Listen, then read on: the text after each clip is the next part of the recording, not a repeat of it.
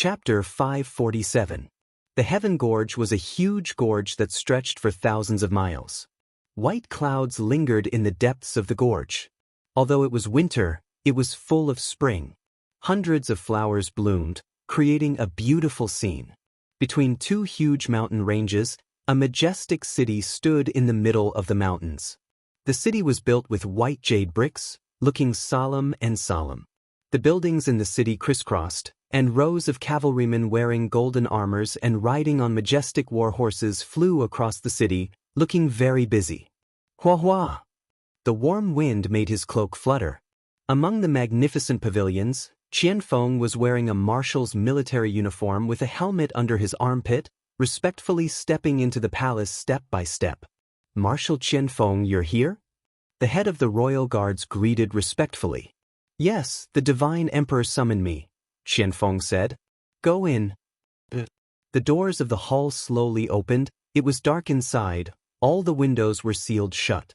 When Qianfeng stepped into the hall, the doors behind him slowly closed. It was already dark inside, but Qianfeng's cultivation base was profound. He could judge the terrain by the aura and walked in. He suddenly knelt down on one knee and said in a deep voice, "Subordinate Qianfeng pays respect to His Majesty God Emperor." In the darkness, strands of blood-red combat energy rose up, illuminating the person sitting on the throne. He was wearing a gilded cloak, and his face was hidden under the cloak. However, his voice was very loud and clear. He faintly said, "The marshal has finally returned. How is the training going?" Qianfeng said, "I have just grasped the profound meaning of the Qianquan battle technique. I still need some time to practice. Moreover, the armor demons are too clumsy. It is quite difficult to train them in battle techniques. I'll have to trouble you to train the troops, Marshal." Demon King's face was still hidden under the cloak. There are many outstanding cultivators in the celestial race, but the one who knows the most about the human army is still you, Marshal. Among the two marshals, Lei Chong is reckless. He can only lead the troops and not strategize. The future of the celestial race is in your hands, Marshal. Qianfeng cupped his fist and said, "This subordinate will not disappoint you, Your Majesty God Emperor."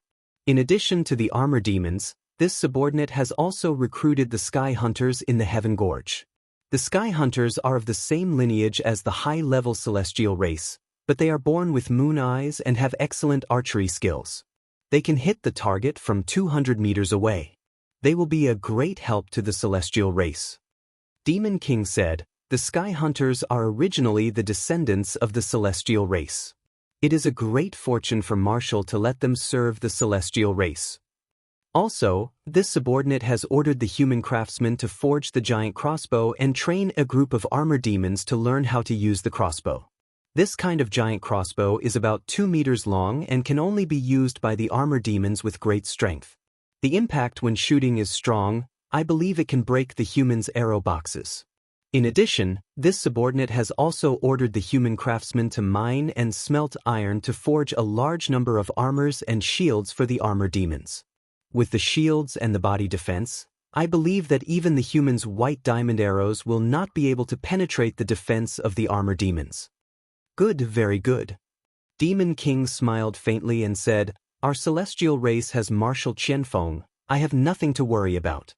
Marshal, can you send someone to the Human Empire and Iha country to inquire about the situation?"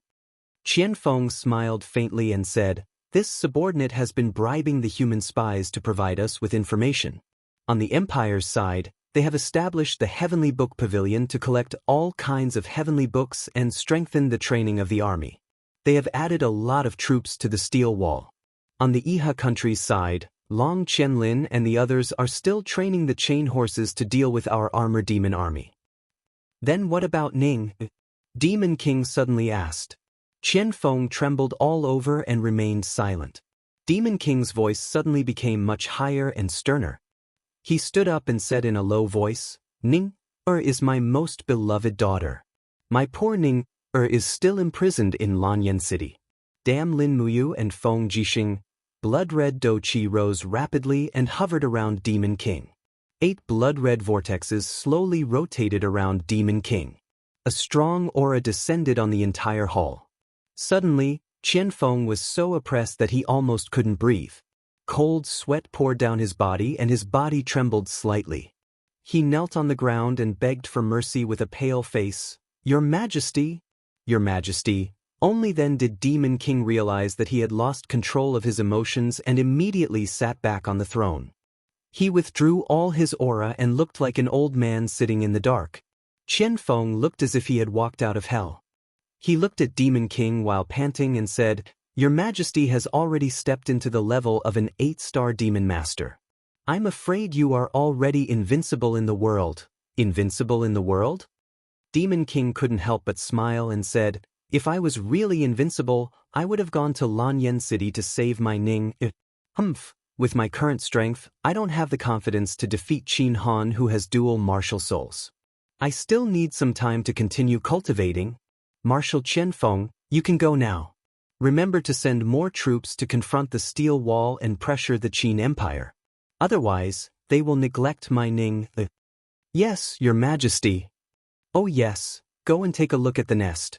I believe you will like the new species in the nest." Qianfeng was startled.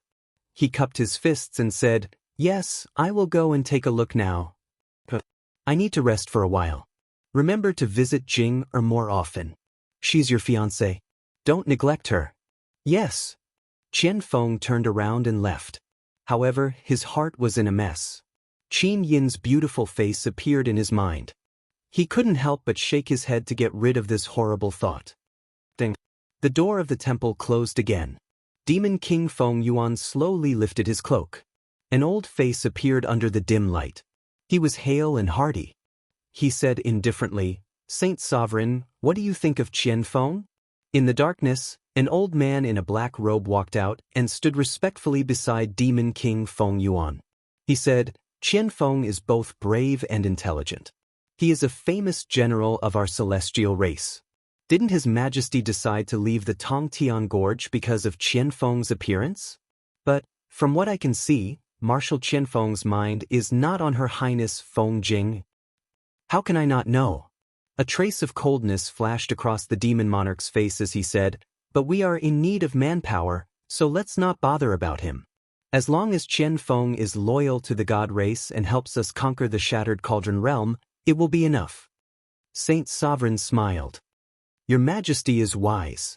How is the situation in the heaven domain? Saint Sovereign should be able to see something from the worm nest, right?" "The heaven domain." Saint Sovereign sighed and said, "A war of gods has already broken out in the millions of star realms. The 7 luminaries demon emperor is very powerful.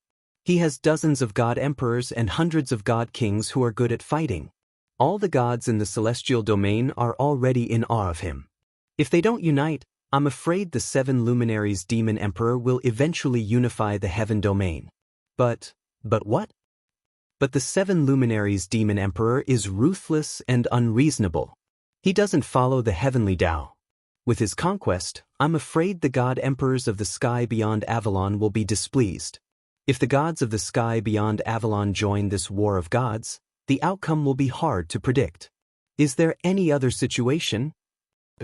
Saint Sovereign said respectfully, "In the war of gods a few months ago, the dancing flame god king, Ouyang was defeated.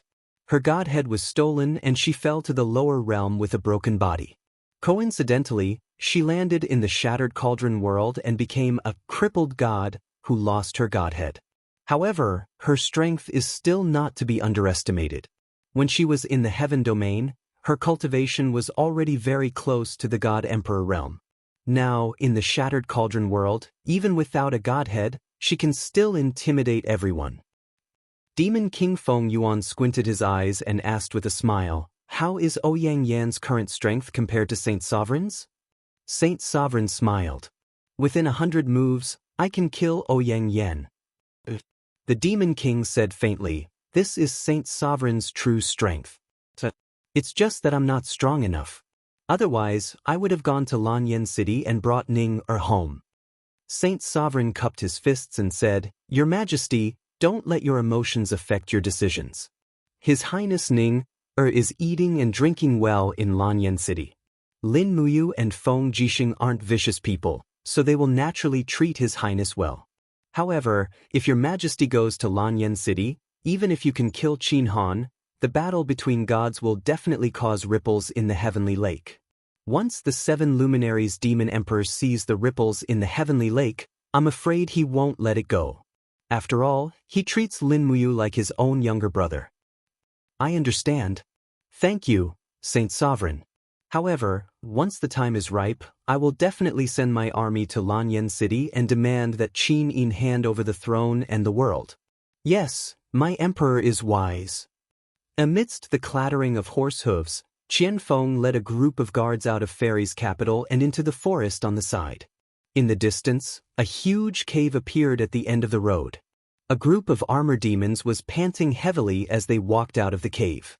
There was even some mucus on their bodies, like the mucus of chicks that had just come out of their eggshells. Greetings, Marshal. The group of demon soldiers guarding the hive all cupped their fists and knelt down. Rise. Qianfeng said faintly, His Majesty the God Emperor asked me to see the new species in the hive. Let's go, take me there. The group led Qianfeng into the hive. Instantly, they were hit by a very pungent smell. Qianfeng couldn't help but frown. He looked forward and saw that the vesicles attached to the walls of the hive were slowly wriggling. One of the vesicles had already begun to crack, revealing an arm. It was the arm of an armor demon. At the same time, the bodies of winged people were slowly growing on the stone walls of the cave. Marshal, please look over there. Following the direction of Tsong Ren's finger, there was a jie sound in the air above the hive. A huge creature was twisting its huge body as it flew over. It was a giant snake at least 100 meters long with fish-like fins. It flew in the air and stared straight at Qianfeng with a ferocious expression. Well, what is this? Qianfeng shuddered. Tsong Ren's face was full of pride as he said, This is called a giant flying snake. An adult flying snake is 100 meters long and covered in scales. It's invulnerable and has a force field inside its body. When it opens its mouth, it can absorb energy and spit venom. Now, we have already bred more than 10 flying snakes, and there will be more in the future. These flying snakes can join the Marshal's army after a little training. Now, what do you think the Marshal will win against the humans? Qianfeng looked up at the flying snake and gulped. He murmured, This is like a monster. The end of the humans has really come. Chapter 548. Phew! In the cave, Feng Jixing suddenly exhaled a mouthful of turbid air. Faint golden Sanskrit characters slowly rotated around him. When he looked up, he saw that the dim cave had suddenly become brighter. It was as if the cave had been pierced through. Auspicious clouds surrounded the cave, and thousands of Buddhist lights shone down from the sky onto his body. The kindness of the common people and the Buddha heart seeped into his spiritual field, making him feel comfortable all over. Although Feng Jixing didn't truly study Buddhism, he who had kindness in his heart quickly comprehended the Buddha heart. Raising his head, he saw many gods and Buddhas standing in great numbers. The Buddhas looked at him with benevolence, as though they were welcoming a new Buddha heart disciple. Feng Jixing's body trembled, perhaps out of excitement, or perhaps out of inexplicable nervousness. The next moment, the images of the Buddhas fell one by one, turning into Buddhist lights and entering Feng Jixing's body. Suddenly, everything turned dark. The illusion disappeared, and he returned to the darkness in the cave of Eagle Nest Mountain. Feng Jixing clicked his tongue in wonder, but he didn't know that he had already comprehended the Buddha's heart. But when he circulated his qi, the sound of Sanskrit resounded in his ears again. His body was enveloped by a layer of faint golden luster that condensed into the form of an arhat. He suddenly realized that he had already comprehended the 7th level of the Vajra protection technique, Arhat descent. Dong dong. Zhang Wei's voice came from outside the stone door. General Feng, His Highness summons you to His Highness. There will be a court meeting this afternoon. Oh, I'll be right there. Feng Jixing floated down from the rock and landed on the ground. After he opened the stone door, a dazzling ray of sunlight shone on his face, making him feel especially comfortable. The Arhat's descent technique around him had yet to completely dissipate, causing Zhang Wei to be dumbfounded. He said, Commander Feng, You have comprehended the 7th level of Vajra's protection? That's right. Feng Jixing smiled and said, the Diamond Protection Divine Art is indeed a unique art. It is very powerful. Zhang Wei touched his nose and said, General Feng, you must not tell Commander Yu about this. But an arhat has descended. This means that General Feng has already entered Buddhism. In other words, he has become a monk. Commander Yu will laugh at you for not being able to find a wife. How dare he? Feng Jixing clenched his fists, and his eyes were filled with righteous indignation. You, this stinking brat, has won the most beautiful women in Lanyan City, Her Highness Yin, Princess Shi, and Chu Yao, the 3 great beauties. He definitely won't mercilessly laugh at me for not being able to find a wife. Zhang Wei laughed heartily. General Feng, don't be so agitated. A few days ago, one of the Fire Sparrow Division's hall masters, Lei Waneng, came to the Imperial Army camp, saying that he wanted to arrange a marriage for you. His second daughter, Lei Xiaodai, is already 16 years old and can be married off. He said that if General Feng is interested, there is no harm in marrying Lei Xiaodai. It can also be considered a wonderful thing. Lei Xiaodai? Feng Jixing frowned and said, is it that Lei Xiaodai who weighs 245 kilograms? Feng Jixing, will never compromise even if I have to be alone for the rest of my life. Zhang Wei, you don't have to say any more, or else you will be punished according to military law. Yes, Commander. Let's go eat something before entering the hall. Sir, I'm afraid we won't be able to make it in time. There is only an hour left before the court assembly, and it will take about an hour to go from Eagle Nest Mountain to Zhe Tian Hall. Why don't you bear with it for a while and eat your fill after the court assembly? But I haven't eaten for 3 days. Sir, you are a holy king-level expert after all. It won't be a big deal if you starve for a while. Let's go quickly. If His Highness blames us for being late for the court assembly, we won't be able to bear the consequences. Commander Yu has gone to the Dragon Forest to carry out official duties. If you don't attend the court assembly, His Highness will be alone and helpless. All right then. Feng Jixing rubbed his stomach, and his stomach responded with a goo-goo sound. Only when he had recovered from his cultivation did he feel the surging feeling of hunger. He could only groan inwardly bitterly as he mounted his horse and led dozens of Imperial Army soldiers from Eagle Nest Mountain to Lanyan City. In the afternoon, Zhe Tian Hall was surrounded by groups of soldiers. The number of Imperial Guards had already been restored to 200 people. Qin Yan, as the commander, was currently standing at the side of the Great Hall with an iron spear in his hand. His gaze was calm as he looked at the ministers of the Empire entering the hall. On the side, the commanders of the Dragon Guard and Tiger Guard were all outstanding cultivators selected from the Holy Temple.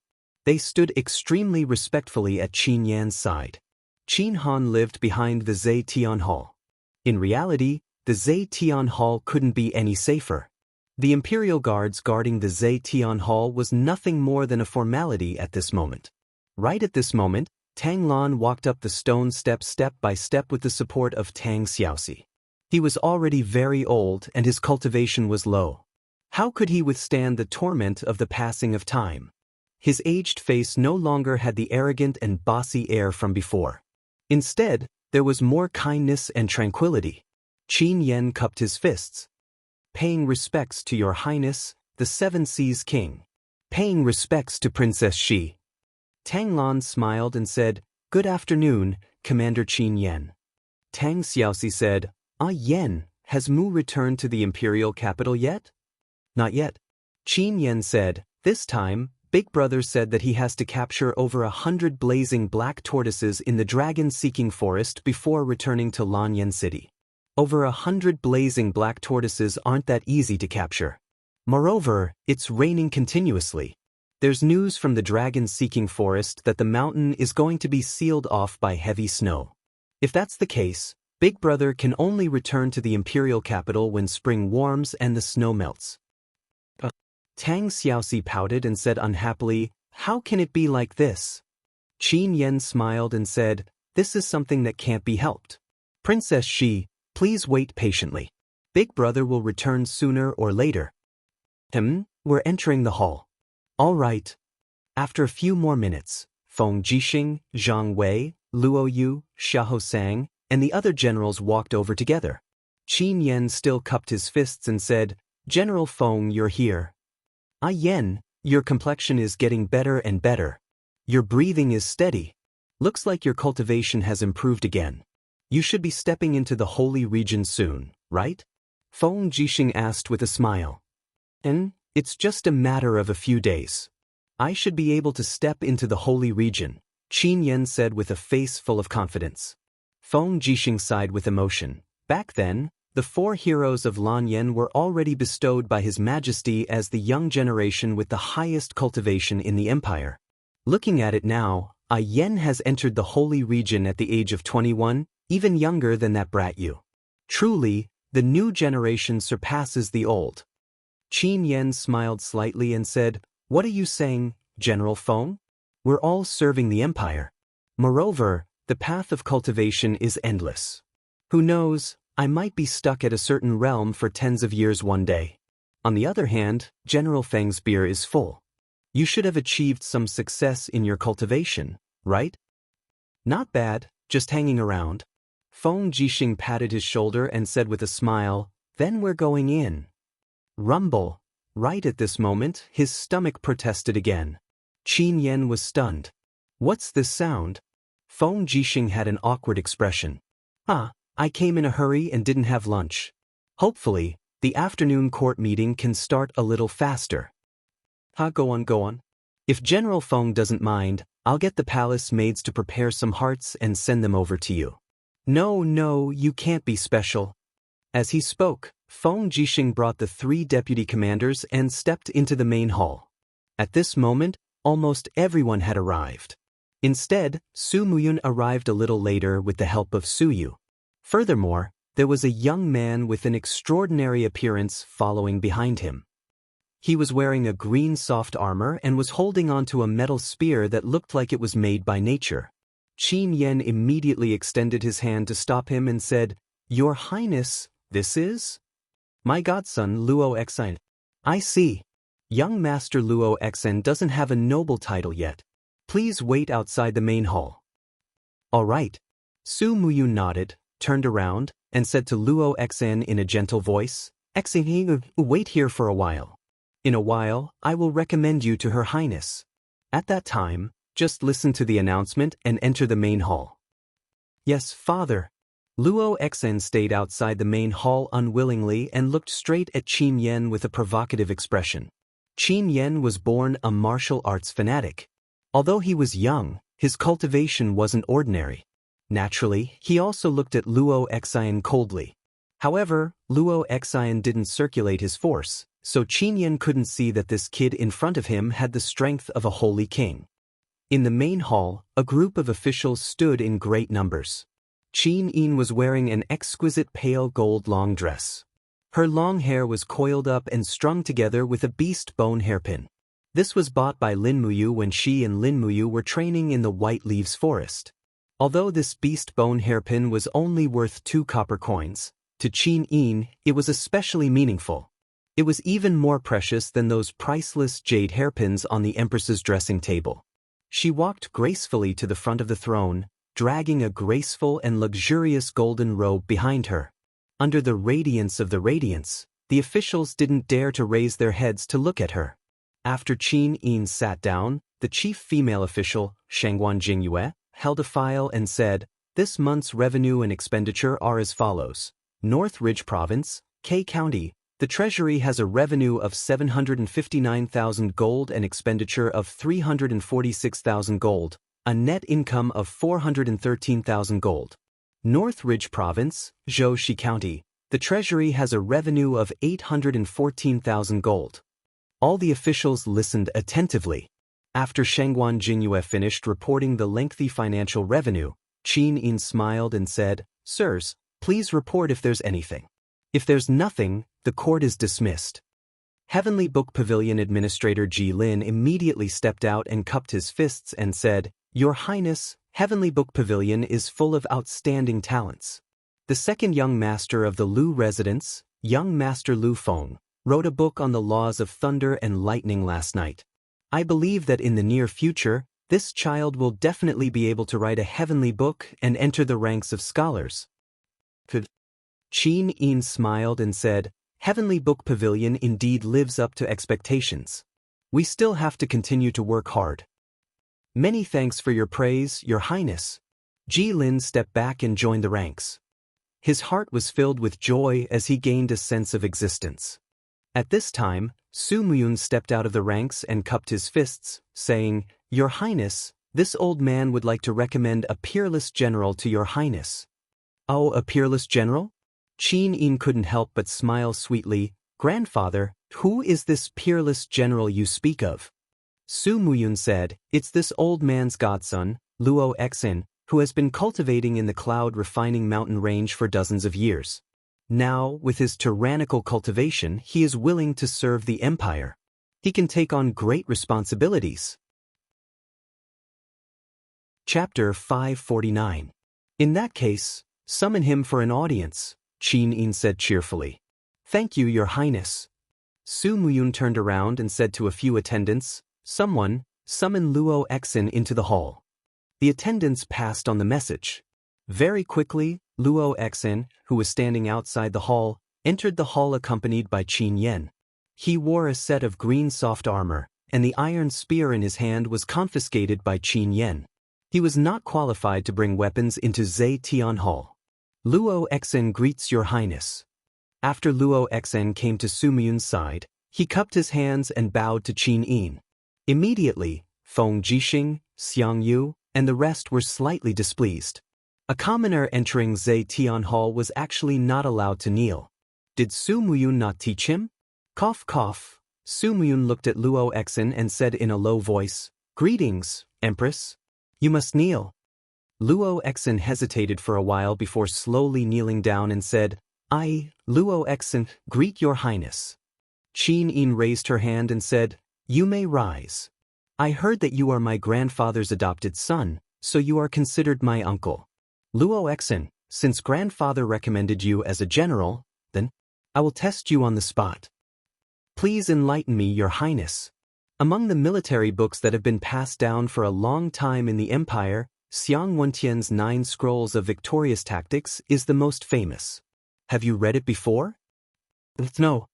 Luo Exin cupped his fists and said, Then, what about positional warfare? You should have heard of the Qianquan tactics, the invigorating army tactics, and the horn dragon tactics, right? No, I haven't, Luo Exin said calmly. Qin Yin was a little stunned. She looked at Su Muyun and said, Grandfather, did Xiao Yin's uncle not learn any military books? Su Muyun cupped his fists and said, Your Highness, although Luo Exin is not proficient in the art of war, he is very strong and is worthy to be the commanding general. I dare say that there are not many generals in this hall who are Luo Exin's match. Qin Yin's interest was piqued. She smiled and said, Luo Exin, what have you learned? I will follow Master and cultivate the Purple Dragon Incantation and Purple Dragon Spear technique. Luo Exin's eyes were filled with pride as he said, Since my adoptive father recommended me as a general, I will not disappoint him. If Your Highness doesn't believe me, you can order the other generals to challenge me.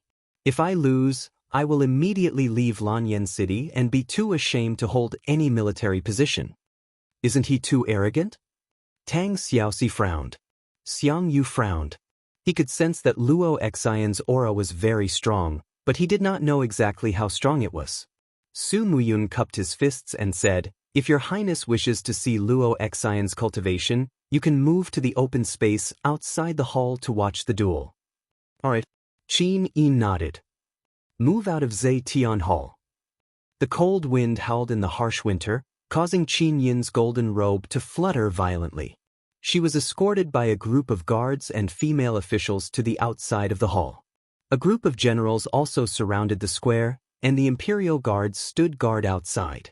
Luo Exin stood in the center with his iron spear in hand. He cupped his fists and said, All the generals can come and challenge me. Luo Exin can fight 10 people in a row. Bullsh***. Zhang Wei had a bad temper. He unsheathed his sword and said, I'm afraid the first person will be able to defeat you. You pale-faced boy, eat my sword. Swoosh.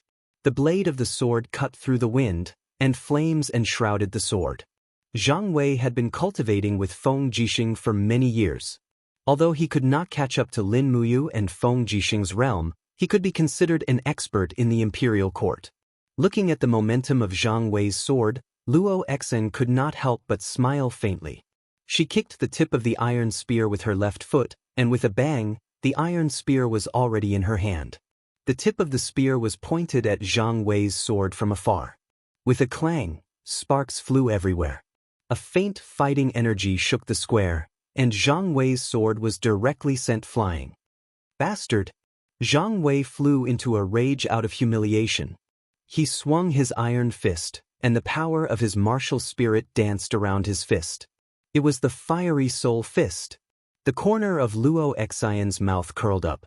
With a clang sound, the handle of the long spear pierced into the bricks. She leaped forward, and with a single arm, a faint purple dragon martial spirit lingered around it.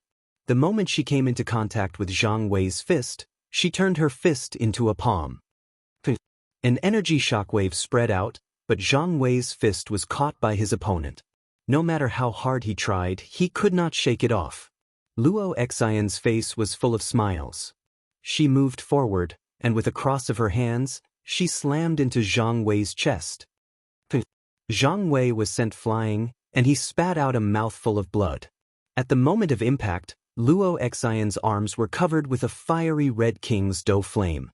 The impact was enough to injure Zhang Wei. Smelly brat! Zhang Wei flipped over, and the blood on the corner of his mouth was about to drip onto the ground. But at this time, Feng Jixing said in a low voice, "Old Zhang, get back here. You've already lost." Zhang Wei's body trembled as he stood in place.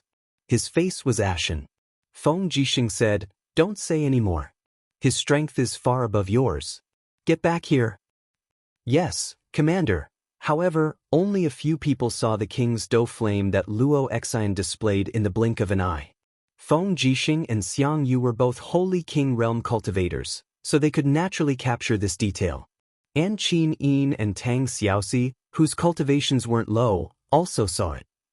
Luo Exen stood proudly in the field and said indifferently, "So the deputy commander of the Imperial Guard, the Great Captaincy, only has this ability.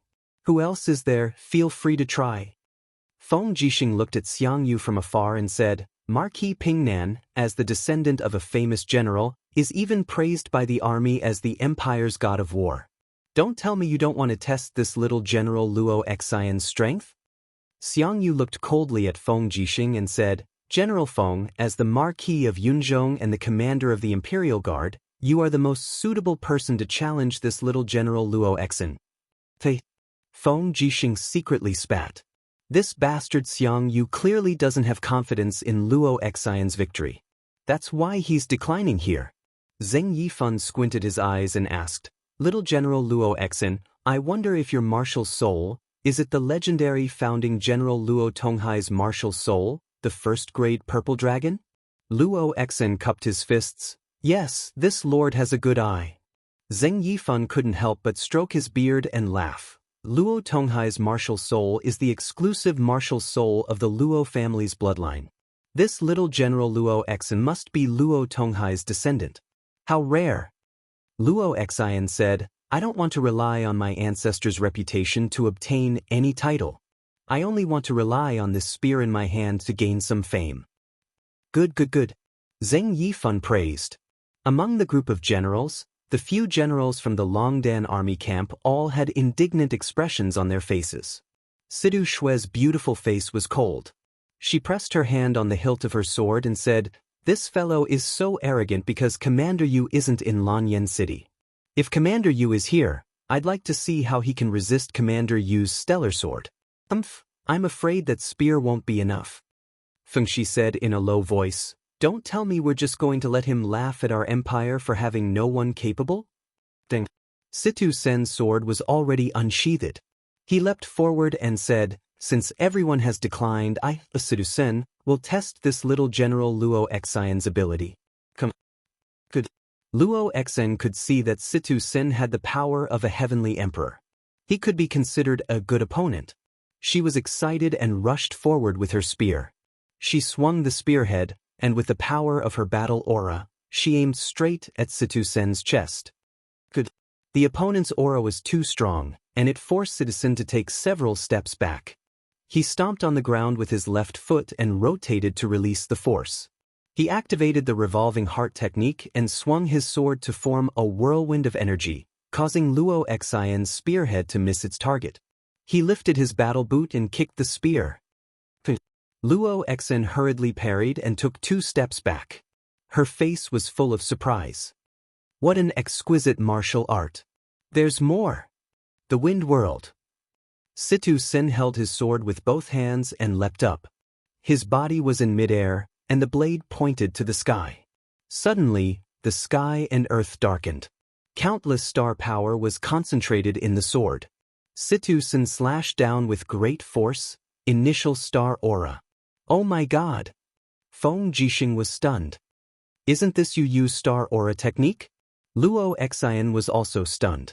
This time he did not hold back. The king's battle aura surged around his body, and his spear struck straight at Citizen's sword. Ding! Sparks flew everywhere. Under the strong impact of the king's battle aura, Citizen immediately spat out a mouthful of blood and flew backward. Luo Xian's strength stopped. A small amount of star power surged into his arms, and his battle aura was almost unable to circulate. His face was slightly pale, and he was secretly amazed. This mysterious star power was indeed extraordinary. Xianxia, his boots slid far away. Citizen was in a sorry state. He stabbed his sword into the bricks on the ground to stop his retreat. He couldn't help but say with a pale face, "King's battle aura? This if *King?" At this moment, a clear voice came, "General Situ, this person is a Holy King Realm warrior. Let the Holy King Realm warriors deal with him." Citizen looked up and saw Feng Jixing's battle robe fluttering in the wind. The wind cutter in his hand had already been unsheathed, and Citizen was standing in the cold wind with his back facing him. At this moment, Citizen was actually a little touched. Feng Jixing's figure had never been so great as at this moment. Goo goo, what the hell was this sound? Citizen was puzzled. Swoosh swoosh, the Law of Wind's King's battle aura rapidly danced around his sword. Feng Jixing smiled slightly and said, "Imperial Guard Commander Feng Jixing, may I be so bold as to ask Little General to give me some pointers?" This was a truly tyrannical opponent. Luo Xian couldn't help but become serious. She raised her spear with both hands, and a fierce wind blew around her. The purple dragon marshal's soul clearly lingered around her body. Her aura and domain instantly rose to the peak. Pung pung pung. The surrounding floor tiles cracked and exploded one after another. The collision of the 2 great experts' domain pressure was already shocking enough before the 2 great experts even made a move. Everyone retreated to avoid being accidentally injured by the flying rocks. "Your Highness, be careful," Shangguan Jingyue hurriedly said. Qin Yin didn't say a word. She spread out her Saint Domain and formed an invisible wall 2 meters in front of her. Dang dang dang, all the flying rocks were blocked. Tang Xiaoxi stood in front of Tang Lon to protect her. Her beautiful dress fluttered even though there was no wind. A scorching wind wall appeared in front of her, and the flying rocks instantly turned into ashes when they hit the wind wall. The leader of the 4 heroes of Lan and Yen, Feng Jixing. Luo Xian's face was full of a sneer. "I will defeat you." Chapter 550. The flame wolf howled, and lightning soared into the sky. In the blink of an eye, Feng Jixing's figure could no longer be seen on the plaza of Zetian Palace. All that could be seen was the raging wind and the soaring lightning around him. Everyone, including Qin Yin and Tang Xiaoxi, had no choice but to retreat. Feng Jixing's cultivation had improved by leaps and bounds over the past 2 years. No one had ever seen him use his full strength.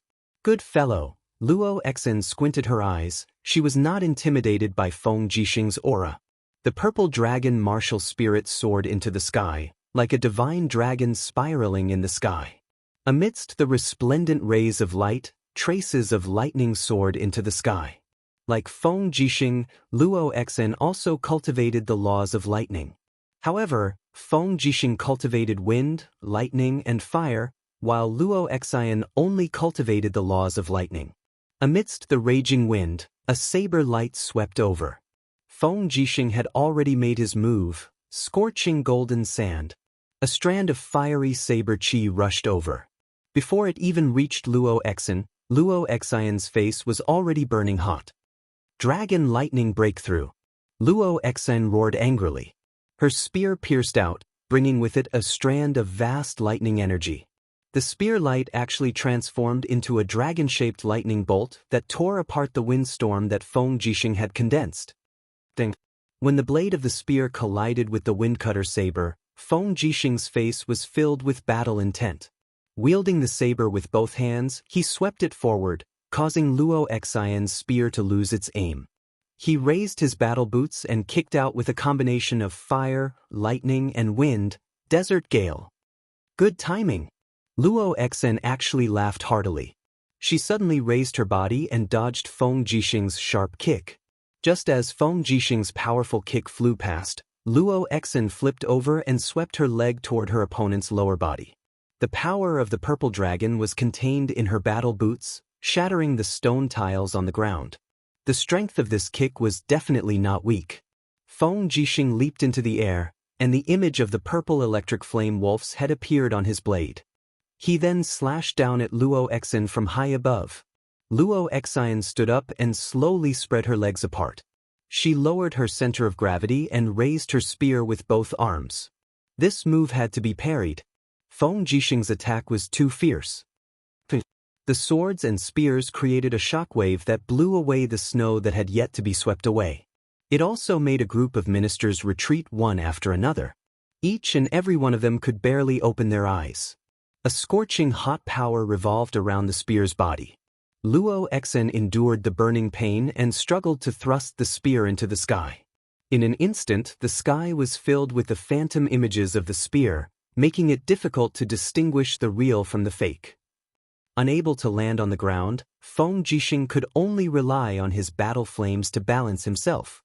He held his saber in front of his chest and unleashed his ultimate technique, Blade Dance. Ding ding dang dang dang, sounds rang out in the air. The windcutter saber's blade radiance continued to descend onto the ground, leaving terrifying blade scars on the ground. Most of the blade chi landed on Luo Exen's battle armor, and the scales condensed by the purple dragon martial soul were being disintegrated inch by inch. At the same time, the spear radiance that was imbued with the purple dragon's light also struck Feng Jixing's body. Buzz buzz buzz, a series of Buddhist chants swept across the earth. The protective aura around Feng Jixing was extremely dense, and Luo Exen's determined spear projections were unable to penetrate even an inch into it. What kind of aura is this? Instead, it was Luo Exen's arms that felt numb from the shock. He was filled with suspicions as he concentrated all his strength on the spearhead and struck towards Feng Jixing's chest. Bam! The rebound force from the protective aura sent Luo Exen flying, and Feng Jixing was finally able to land on the ground. He gathered his battle flames again and charged at his opponent with a roar. The power of his saber soared into the sky, and he slashed out with his saber, creating a storm, heaven-devouring demonic saber. A chill ran down Luo Exen's spine, and he actually felt timid. That's right, he had a premonition that he was going to lose, but he couldn't lose face here. Luo Exen stabbed his spear into the ground and raised his palms. A purple dragon poured into his body, and his battle flames formed a shield. He was actually using his palms to block Feng Jixing's saber projections. Bam! The floor tiles were torn to shreds, and a third of the plaza was destroyed in an instant. Luo Exen stood where he was, looking battered and exhausted. The soft armor on his body had been sliced to pieces by the blade light, revealing the powerful muscles of his upper body. Although it was winter, his body was covered in sweat, and steam rose from his body. There was even a hint of excitement on his face. It seemed like Feng Jixing's heaven-devouring demonic saber wasn't that strong. Come on, Feng Jixing. Show me what you've got. Luo Exen laughed loudly, and the purple dragon martial spirit around him roared endlessly. The more he fought, the more courageous he became. Feng Jixing's arm that was holding the saber was trembling slightly, and his face was ashen. The only reason he couldn't attack in a hurry was because of his stamina. His stamina was running out, and he couldn't use the king's battle flames and the protective aura of the diamond. General Feng, what's wrong? Sidu Shui couldn't help but ask. I'm fine. Feng Jixing waved his hand as he complained in his heart, if I'm full, I'll beat the crap out of you. But I'm so hungry. There was no other way. For the sake of the imperial army and the empire's reputation, he had to fight. With a wave of his saber, Feng Jixing pounced forward again, and a storm surged into the sky as he clashed with Luo Exin. In the end, the two of them fought back and forth. After exchanging over 100 moves, they were still evenly matched. However, those with slightly higher cultivations could feel that Feng Jixing's domain aura was gradually decreasing. On the contrary, Luo Exion's aura was getting stronger and stronger, showing signs of surpassing Feng Jixing's. Dang! When the saber and spear collided, Feng Jixing's arm went numb, and he couldn't muster any strength. The windcutter saber would have flown out of his hand. Damn it! Feng Jixing cursed as he retreated dozens of meters, and he used the saber as a support to stabilize himself. He raised his palm towards Luo Exin and shouted, "Stop! I'm done! I'm done!" Lightning danced around Luo Exin, and she said with a smile, "The winner hasn't been decided yet. Why is General Feng stopping?" Feng Jixing's face was pale, and he said, "Wait until I'm full." So, General Feng admitted defeat? I didn't admit defeat. Feng Jixing shouted in a low voice. Su Muyun gently stroked his beard and said with a smile, "Since General Feng didn't admit defeat, then let's fight again, until a winner is decided." Feng Jixing was infuriated. At this moment, Qin Yin stepped onto the pockmarked battlefield and said, "Forget it. Since Commander Feng has lost, so be it. It's just a loss for today." She could also see that Feng Jixing was not in his best condition. If it was Feng Jixing in the past, it would be hard to predict the outcome. Even if he couldn't beat Luo Xian, he would definitely not lose. Qin Yin knew Feng Jixing's strength too well. "So, I won?" Luo Exin couldn't help laughing. "Father, did you see that? I defeated the head of the 4 heroes of Lanyan, Feng Jixing." The 4 heroes of Lanyan are not as powerful as I thought." Qin Yin was very angry when she heard that. "What did you say?" Qin Yen was already carrying his iron spear and preparing to go into battle. Right at this time, a fiery red figure suddenly flew over, sticking close to the ground. Before Luo Exing could react, he was already looking at him at close range. It was Tang Xiaoxi. She had already entered the 9-tailed transformation state. 9 flame tails danced in the air behind her, and the raging flames rose sharply. She raised her right hand backward, and a golden mark flowed in her palm. She said with a slight smile, "Do you dare to take one of my moves?" Luo Exin was startled by this beautiful demon fox girl in front of him. But seeing that the flames lingering around her body were actually also King's battle flames, he was even more shocked for a moment. He hurriedly raised both palms, forming a round shield, assuming a defensive posture, and said in a low voice, "Do you think I'm scared of you?" 10th level, Cosmic Seal. Tang Xiaoxi smiled sweetly. The Cosmic Seal's radiance rose sharply, and the piercingly cold energy instantly broke through Luo Exion's protective aura. His body was blasted away from his original spot like a falling leaf, rolling into a pile of rubble. If it wasn't for Tang Xiaoxi temporarily restraining more than 70% of her power, Luo Exion would probably have died under this attack. Princess Su Muyun turned pale with fright. Tang Xiaoxi slowly returned to her human form, waved her hand to disperse the power of the Fire God Seal, and said with a smile, "You can't even take one of my moves. What qualifications do you have to mock the wind, rain, thunder, and lightning?" Luo Exin slowly crawled up from the mess, and his face was pale. "I only lost to you because I exhausted a lot of energy. When I recover my strength, I will naturally challenge you again." However, Qin Yin raised her eyebrows. Insolence. Xiao Shi is the Empire's princess. Luo Xian, you don't have any title yet. If you say such insolent words again, don't blame me for not giving grandfather face.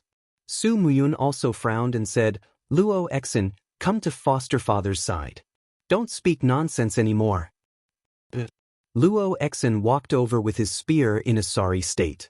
Although defeating Feng Jixing was enough to make him famous, Tang Xiaoxi took the opportunity to defeat him. The reputation that he had painstakingly won was inevitably going to be greatly reduced. Su Muyun cupped his fists and said, Your Highness, Luo Xian has been cultivating in the mountains for decades and has not experienced the world. I hope that Your Highness can forgive him for his disrespect. However, it is true that Luo Xian possesses peerless martial arts and is loyal to the Empire. Therefore, I hope that Your Highness can put him in an important position. Grandfather, what kind of title do you hope to give to Luo Xian? Su Muyun said, I want to let Luo Xian lead the Iron Blade Army in Yunzhong Province, starting from the rank of Chiliarch.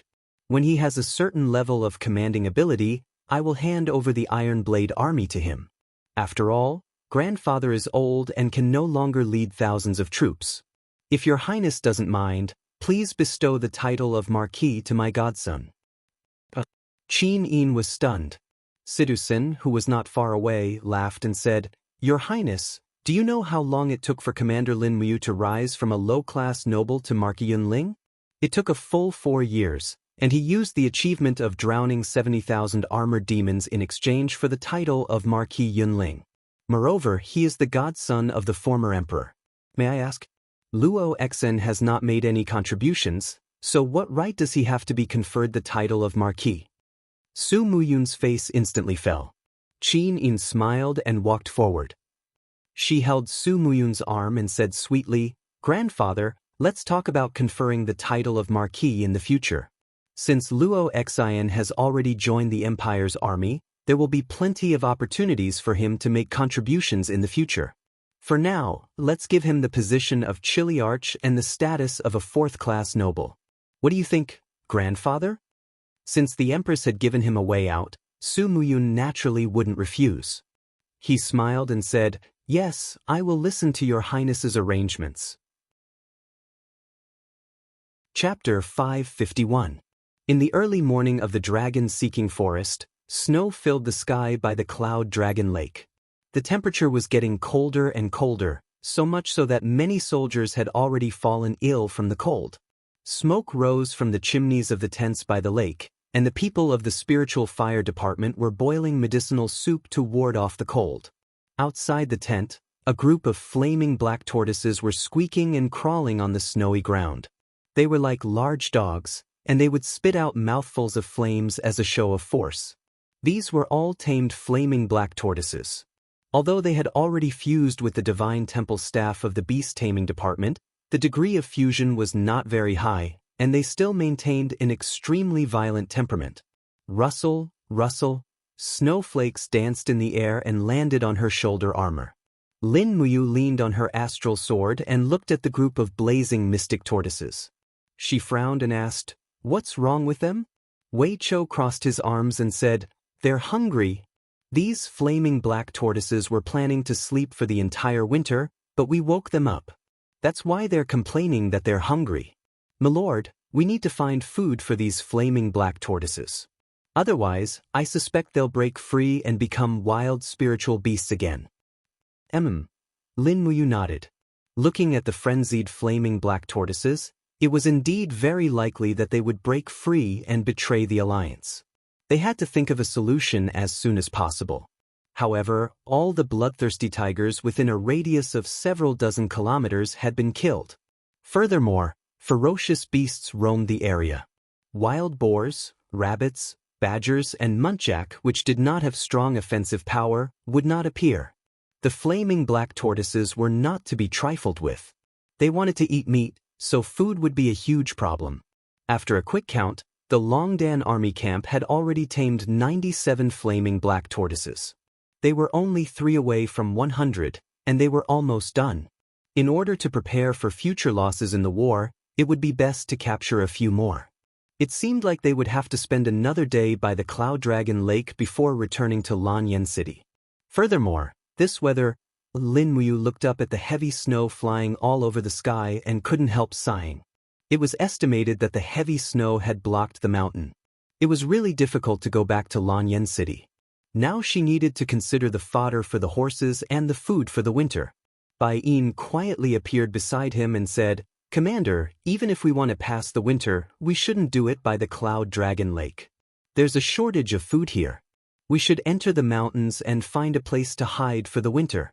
Then, we can search for provisions and food for the winter. Let's catch 100 blazing black tortoises first." "Yes." After the sky was completely bright, the team set off. As usual, Lin Muyu used the Spirit Meridian technique to find the habitat of the blazing black tortoises. She dug out the hibernating blazing black tortoises and tamed them. While a group of soldiers from the Longdan army camp were digging with shovels, Wei Chou had already led a group of people to break the ice of the shallow waters of the Cloud Dragon Lake. They started to break the ice and catch fish to feed the captured blazing black tortoises. These black tortoises had a huge appetite. In just 3 days, they had almost finished all the meat they had brought. The people from the Divine Temple naturally didn't fish like fishermen. Wei Chou held a longbow in his hand and stepped into the ice-cold lake with his combat boots. He closed his eyes and felt the movement of the fish in the mud. He tied a string to the tail of the arrow and pulled back a fat fish with every arrow he shot. Other than Wei Chou, there were even more people stabbing in the water with their spears and harvesting a lot. The hibernating fish were thrown onto the snowy ground, causing a group of blazing black tortoises to fight over them. However, not long after, there was a sudden howl. A soldier from the Longdan army camp was suddenly dragged into the water by something. Blood surged in the lake amidst the howl, and there were sounds of ice breaking in the distance. "There's something under the water." Wei Chou turned pale with fright. He hurriedly drew his longbow and shouted, "Everyone, come ashore! Everyone come ashore!" Hiss hiss, a long hissing sound came from the lake. Amidst the loud bangs, a half-meter thick layer of ice shattered, and a huge creature crawled out of the water. Its body was covered in indigo scales, and it had a ferocious head swaying in the air. On the other hand, it had 8 long and sharp blade-like arms. The blade-like arms were stained with the clothes of the dead soldiers of the Valiant Dragon Battalion. This was none other than a 4,500-year-old frost-armored horned dragon. "Bastard!" Wei Chou was enraged. He raised his hand and shot an arrow. The arrow pierced through one of the frost-armored horned dragon's arms with a paw. Blue blood gushed out. Unfortunately, it couldn't seriously injure the frost-armored horned dragon. The power of an arrow was too insignificant for a huge creature like the frost-armored horned dragon. Frost-armored horned dragon? Lin Muyu was taken aback as well. She hurriedly flew over and suppressed the frost-armored horned dragon's violence with her Saint Realm aura. She then shouted, "Wei Chou, don't kill it yet. Someone, come and try to tame this frost-armored horned dragon." As she spoke, the golden gourd vines rose from the shallow mud and bound the frost-armored horned dragon's head and 8 lethal arms. The frost-armored horned dragon was the overlord of the water and had a violent temperament to begin with. It roared madly and kicked its 4 legs in the water with all its might. But how could it break free from the restraints of a holy king like Lin Muyu? "Let me do it," Wei Chou walked forward with a frosty expression. He abruptly smashed his fist into the frost-armored horned dragon's ugly skull, venting its anger at the fact that it had killed its subordinate. Wei Chou couldn't help but feel apprehensive when he felt the intense pain from his fist. The frost armor on the frost-armored horned dragon's body was indeed extremely hard. No wonder the white drill arrow was unable to cause any damage to it. Slowly opening his palm, Wei Chou activated the psychic art. He quietly tried to communicate with the frost-armored horned dragon. After a few seconds, his E-high was filled with ferocious waves. Wei Chou trembled all over. He could feel the hunger, violence, and fear of the frost-armored horned dragon. Humans were afraid of the frost-armored horned dragon, but the frost-armored horned dragon was equally afraid of the humans who traveled freely on land. It was precisely because of this that the frost-armored horned dragon would recklessly attack humans. After nearly a minute, the frost-armored horned dragon finally calmed down. Its head drooped beside Wei Chao's shoulder and its blue eyes blinked as it looked at Wei Chou, Lin Muyu, and the others. The psychic art was a success. The frost-armored horned dragon and Wei Chou were now telepathically connected. In its eyes, Lin Muyu and the others were no longer a threat. "That's enough, my lord," Wei Chou said after taking a deep breath. Lin Muyu waved her hand and the golden gourd vines turned into martial spirit energy and dissipated in the air. The huge frost-armored horned dragon wriggled its 4 sturdy legs and followed Wei Chou onto the land. Even though it was moving very slowly, it had proven that the frost-armored horned dragon could survive on land. It was just that its combat strength was greatly reduced. This was the first time anyone had seen a complete frost-armored horned dragon. It had a long tail behind its body that was covered with caudal fins. These caudal fins helped it swim quickly in the water. Its abdomen and mouth were all joined together, like a huge disc. 9 limbs were erected on top of the disc. 1 was its neck and head, while the other 8 were blades that were as hard and sharp as steel. Bai Yin tightened his cloak to ward off the cold and said, "My lord, this frost-armored horned dragon has very limited combat strength on land. With its slow speed, I suspect that it might not even be a match for an armored demon in a one-on-one fight." Lin Muyu shot a glance at the frost-armored horned dragon and said, "Its true battlefield is underwater. Bai Yin, you haven't experienced the Battle of the Padeo River, so you don't know that the demon race has an army called the Mastiffs. The demon race's navy is much stronger than ours. If we can tame a navy made up of frost-armored horned dragons, then we won't have to fear the Mastiffs anymore." "Yes, my lord. I admire your foresight." After Wei Chao's soul fused with the first frost-armored horned dragon, it wasn't difficult to capture others. Using the signal emitted by the first frost-armored horned dragon, one after another, frost-armored horned dragons appeared on land. They were captured and tamed one by one. After an entire day, Lin Muyu's expeditionary force captured over 20 blazing black tortoises and 50 frost-armored horned dragons. Mission accomplished. However, the frost-armored horned dragon was also a carnivore, and its appetite was enormous. This made food even more of a problem. After nightfall, Wei Chou guarded the camp while Lin Muyu led 100 people out on horseback to hunt. It wasn't until late at night that the sound of hooves could be heard from the shore of the Cloud Dragon Lake. The hunting party had returned. The warhorses dragged the carcasses of wolves, wild boars, and chamois. Wei Chou beamed at the sight. "That's great. My lord, this food is enough for us to eat for 2 days." Lin Muyu couldn't bring herself to smile. She brushed off the snow on her shoulders and said, "We've brought back all the prey within a 30-kilometer radius. We'll be leaving the Cloud Dragon Lake tomorrow morning. We're almost done with all the food here." The next day, the snow finally lessened. Early in the morning, after eating their fill, the 500-strong party slowly left the Cloud Dragon Lake. They brought along 120 blazing black tortoises and 50 frost-armored horned dragons. This was a fruitful trip. The frost-armored horned dragons moved very slowly on land. Their 4 legs crawled on the ground, but their tails swayed back and forth as if they were swimming in the water. It looked very stupid, but there was nothing they could do. They could only walk at their own pace. It was already not bad if they could cover 100 kilometers in a day. They moved slowly like this. In the blink of an eye, 5 days had passed. The party arrived at the mountain range at the edge of the dragon-seeking forest. However, the snow had already sealed off the path they came from. Nearly 5 meters of snow blocked the 5-kilometer-long valley, making it impossible for the party to advance any further. "Are we really going to wait for spring to come in the dragon-seeking forest?" Wei Chou said helplessly. Bai Yin said, "Perhaps. Otherwise, what else can we do?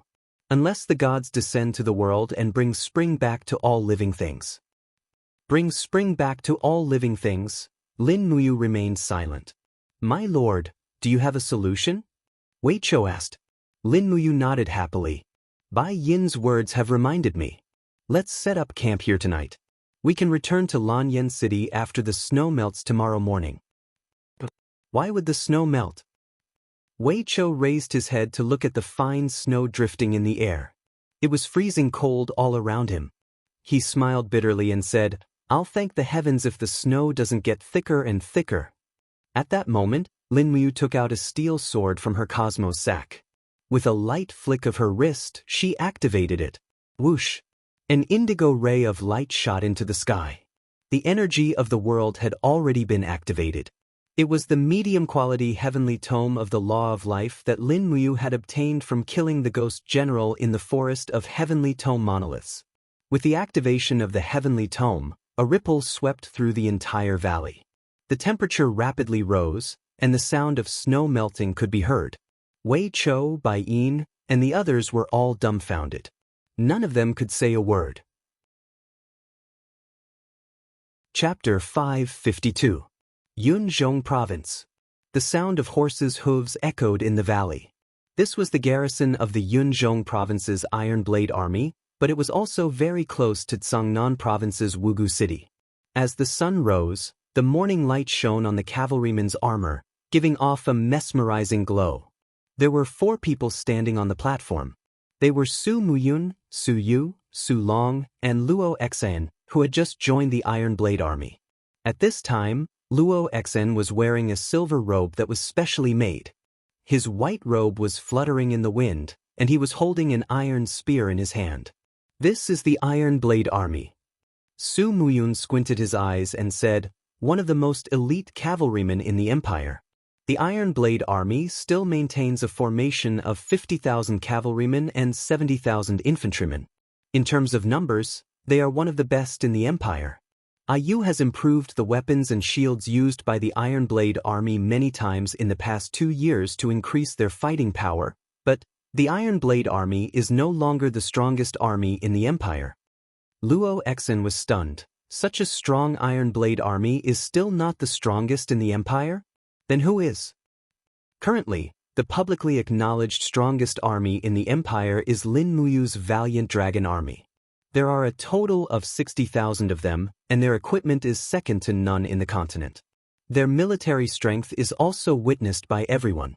Su Yu smiled faintly and said, "The Brave Dragon Battalion defeated the 1st Demon Legion at the Wildfire Plains with almost negligible losses, forcing the 1st Demon Commander, Qian Feng, to return in defeat. It is precisely because of this that the Brave Dragon Battalion is the legion that the Empress trusts the most." Luo Xian's eyes were full of fighting spirit. "Father, don't worry. I will definitely follow Sister Su Yu and Uncle Long to learn the art of war. I will make the Iron Blade Army the strongest army in the world, surpassing the Longdan Army camp." Good. Su Muyu nodded and smiled. "This is what I wanted to hear. Now, I will give you your first order." Luo Xan immediately cupped his hands. "Father, please give me your order." "I will give you 5,000 cavalrymen. You must take back a black gold mine from a group of bandits before sunset. Mountain Obsidian Gold Mine." Luo Xan was stunned. "I have seen the map. Qishan belongs to the territory of Cangnan Province. It is under the jurisdiction of the governor of Wugu City, Su Jiantao, and Su Jiantao is Lin Muyu's man." "That's right." Su Muyun said, "There are very few profound gold mines within the empire's borders, and most of them are mined privately. Mount Qi is located at the border between Cangnan Province and Yunzhong Province, and its sovereignty has always been unclear. Furthermore, Su Jiantao has too few troops under his command, so he sent a group of less than 2,000 mercenaries to mine at Mount Qi. Since that's the case, we'll just treat this group of mercenaries as bandits and eliminate them, and take the Mount Qi's profound gold mine for ourselves." "Yes, I understand." The sun had completely risen above the horizon and shone on Su Muyun and Su Yu's faces. Su Yu was slightly displeased after hearing Su Muyun's words.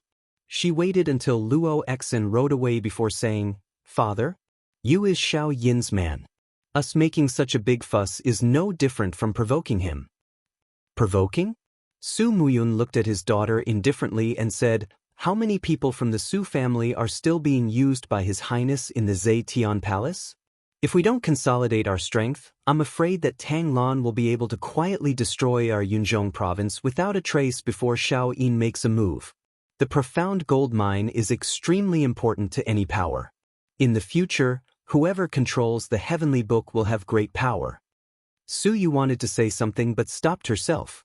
Helplessness was written all over her charming face. 3 days later, after tossing and turning, Lin Muyu's 500 men finally returned to Lanyan City. Situ Sen and Situ Shui led 5,000 men from the Longdan army camp out of the city to welcome them. When they saw a group of frost-armored dragons and blazing black tortoises, they were immediately shocked. "Commander, is this the legendary frost-armored dragon?" Situ Sen held the hilt of his sword and looked at Wei Chao's spirit pet with caution. Huff! The frost-armored dragon seemed to have sensed Situ Sen's hostility. It immediately moved its head over and spat out a frosty breath at Situ Sen's face. Streaks of ice fell down his face. Immediately, Situ Sen pulled out his sword and said angrily, "Lightning-throwing Lu Mao, you bastard, how dare you spit at me?" Wei Chou glared and said, "General Sen, this is my spirit pet. Don't provoke it." Situ Sen laughed and put his arm around Wei Chao's shoulder.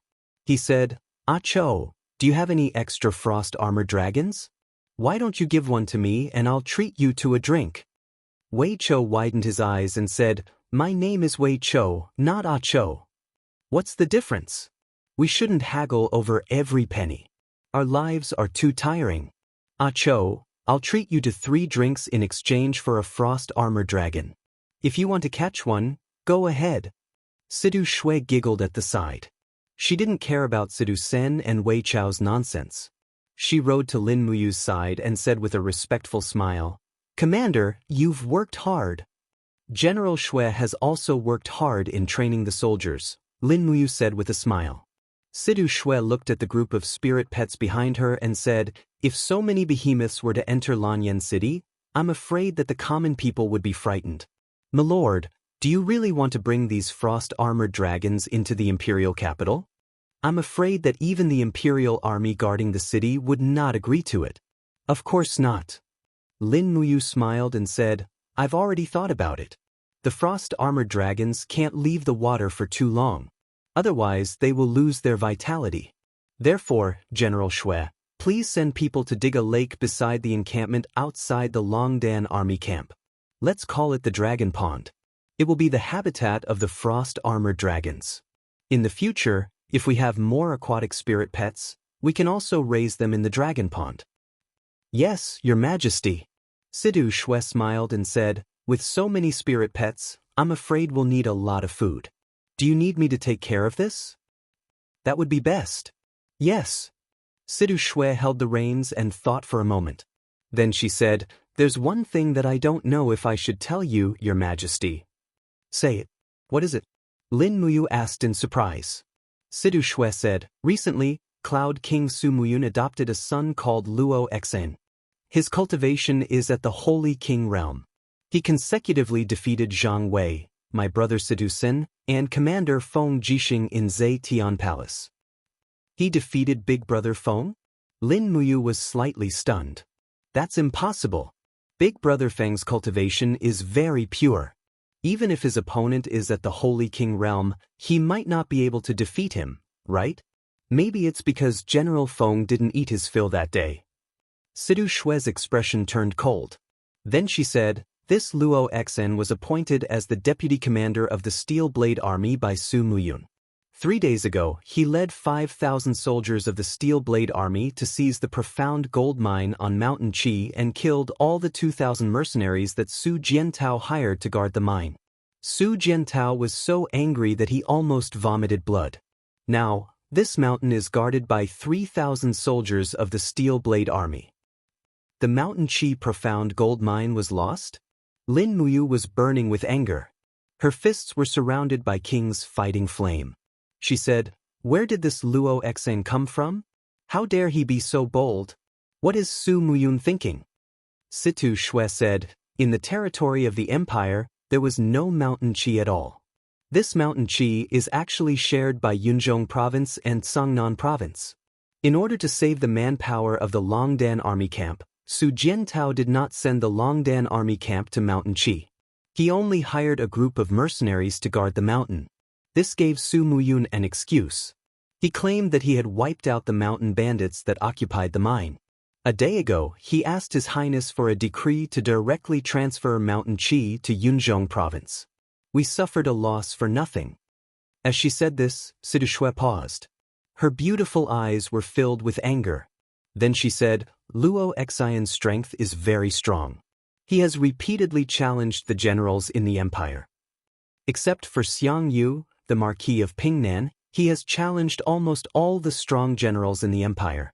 What about Big Brother Feng? Sidu Jin could not help but laugh. General Feng went to the Yunzhong palace to challenge Luo Xian after he was full. However, Luo Xian closed the door and refused to fight. He avoided General Feng's challenge time and time again. I heard that there are rumors in the empire that Luo Xian is already the strongest in the empire. Strongest in the empire? Lin Muyu laughed. With Chu and Qin Han around, who does he think he is? Are you going to the Yunzhong palace to challenge Luo Xian? There's no need. Lin Muyu said, once the news of my return to Lanyan City spreads, Luo Xian will definitely take the initiative to find me.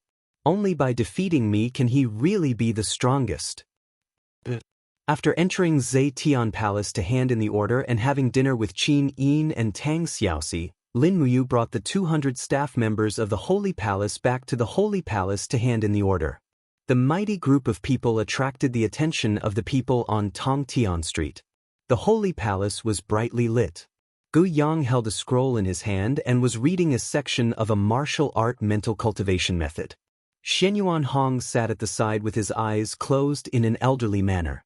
There was a hint of a leisurely smile on his lips. Lin Muyu pays her respects to the great deacon. Greetings to Deacon Gu Yang. Oh, you is back.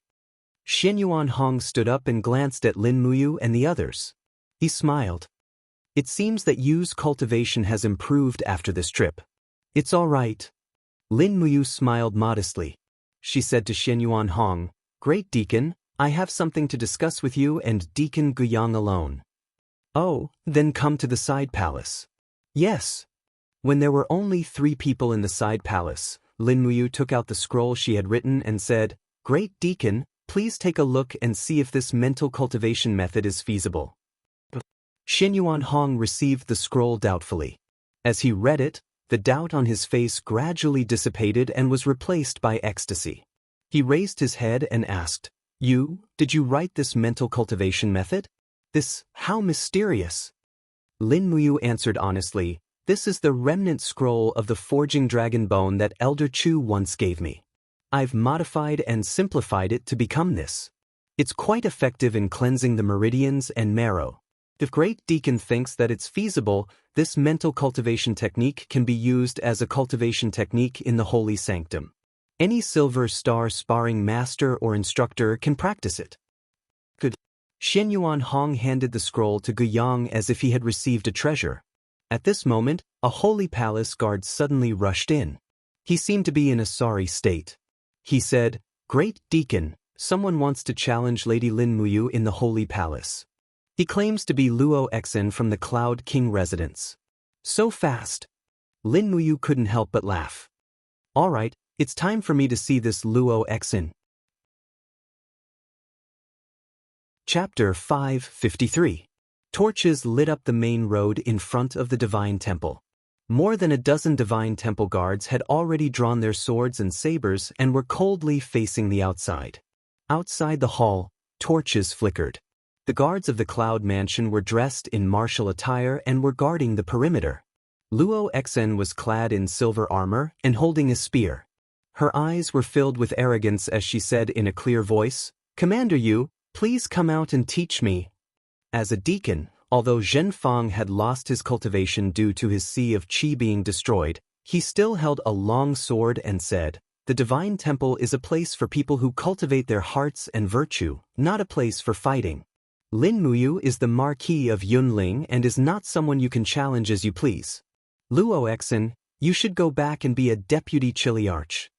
Luo Xian said with a cold face, Zhen Fang, this is none of your business. Go away.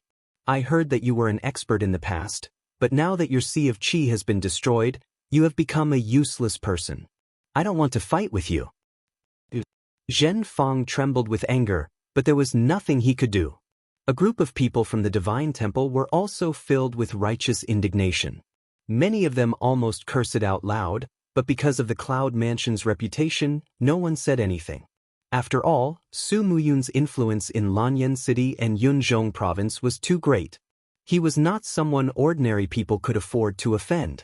The sound of footsteps came from the main hall. A few Gold Star instructors were holding torches to clear the way.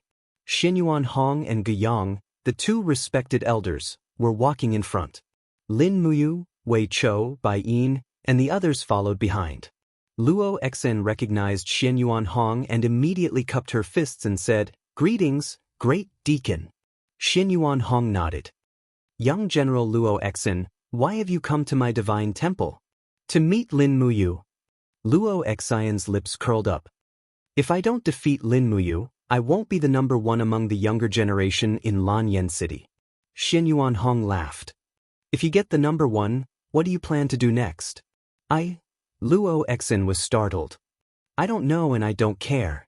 I want to be the number one in Lanyan City and the Empire. Only then will I be worthy of my father's grace." Saying so, Luo Xian's eyes fell on Lin Muyu. As a Saint King Realm Master, he could feel Lin Muyu's powerful aura and pointed his spear directly at Lin Muyu. "Commander Yu, as the second of Lanyan's 4 heroes, don't you dare accept this Luo Xian's challenge?" Lin Muyu stepped forward and stood majestically in front of Luo Xian. Her eyes were filled with disdain as she smiled and said, "I heard that a few days ago you led your men to seize Mount Qi of Cangnan Province?" Lin Luo. "So what if I know? So what if I don't?" Luo Xen laughed coldly. Lin Muyu's smile widened. She raised a finger. "If you don't know, I'll beat you until you can't get out of bed for 3 days. If you know and still attack my territory, I'll beat you until you can't get out of bed for half a month." Impudent. Luo Xen gritted her teeth, her aura suddenly increased by a large margin. Her purple dragon martial spirit let out a roar and surrounded the spear. Pointing the spear at Lin Muyu, she said, "Do you dare to compete with me?" Lin Muyu turned around and looked at Xinyuan Hong respectfully. "What do you think, head deacon?" Xinyuan Hong stroked his white beard and laughed. "Stopping a war with a fight is one of the virtues of martial arts. However, I only have one thing to say to you. Please speak, head deacon. If you want to fight, go outside." "Yes." Lin Muyu cheerfully turned around and pulled out the star's sword from her back. She smiled and said, "Luo Xen, let's go out and fight. Don't damage the Divine Sanctum's things. The Divine Sanctum isn't as rich as the Cloud King residence." "As you wish." Wei Chou raised the demon-devouring bow and said with a cold expression, "Longdan Army Camp, clear the streets in front of the Holy Temple and make it a battlefield for the Lord Commander. Send out troops and forbid anyone from interfering in this duel." In an instant, hundreds of Longdan Army Camp's elite soldiers rushed out and formed a semicircle outside the Holy Temple. They faced Luo Xian's men from a distance. However, Luo Xian's men were the Cloud Palace's guards. They were obviously not as elite as the experienced Longdan Army Camp's elites. In terms of experience, this group of people had followed Lin Muyu from Mozong Pass in Earthstar Province to the Steel Wall and the battle in Wildfire Plains. They had experienced so much that they were no longer afraid of death. However, the people from the Cloud Palace were different. Most of them came from Cloud Province and had not experienced many battles with the Demon Race and Iha Kingdom. If they had, most of them had avoided battles with the defeated crowd. At this moment, the sound of hooves could be heard from afar. It was the cavalry of the valiant Dragon Legion. There were more than 1,000 of them. Under the illumination of the torches, Situ Sen and Situ Shui dismounted from their horses. They rushed over as soon as they received the news. As expected, they were in time for the duel. Situ Shui stood at the side and asked with a smile, "Commander, are you full?"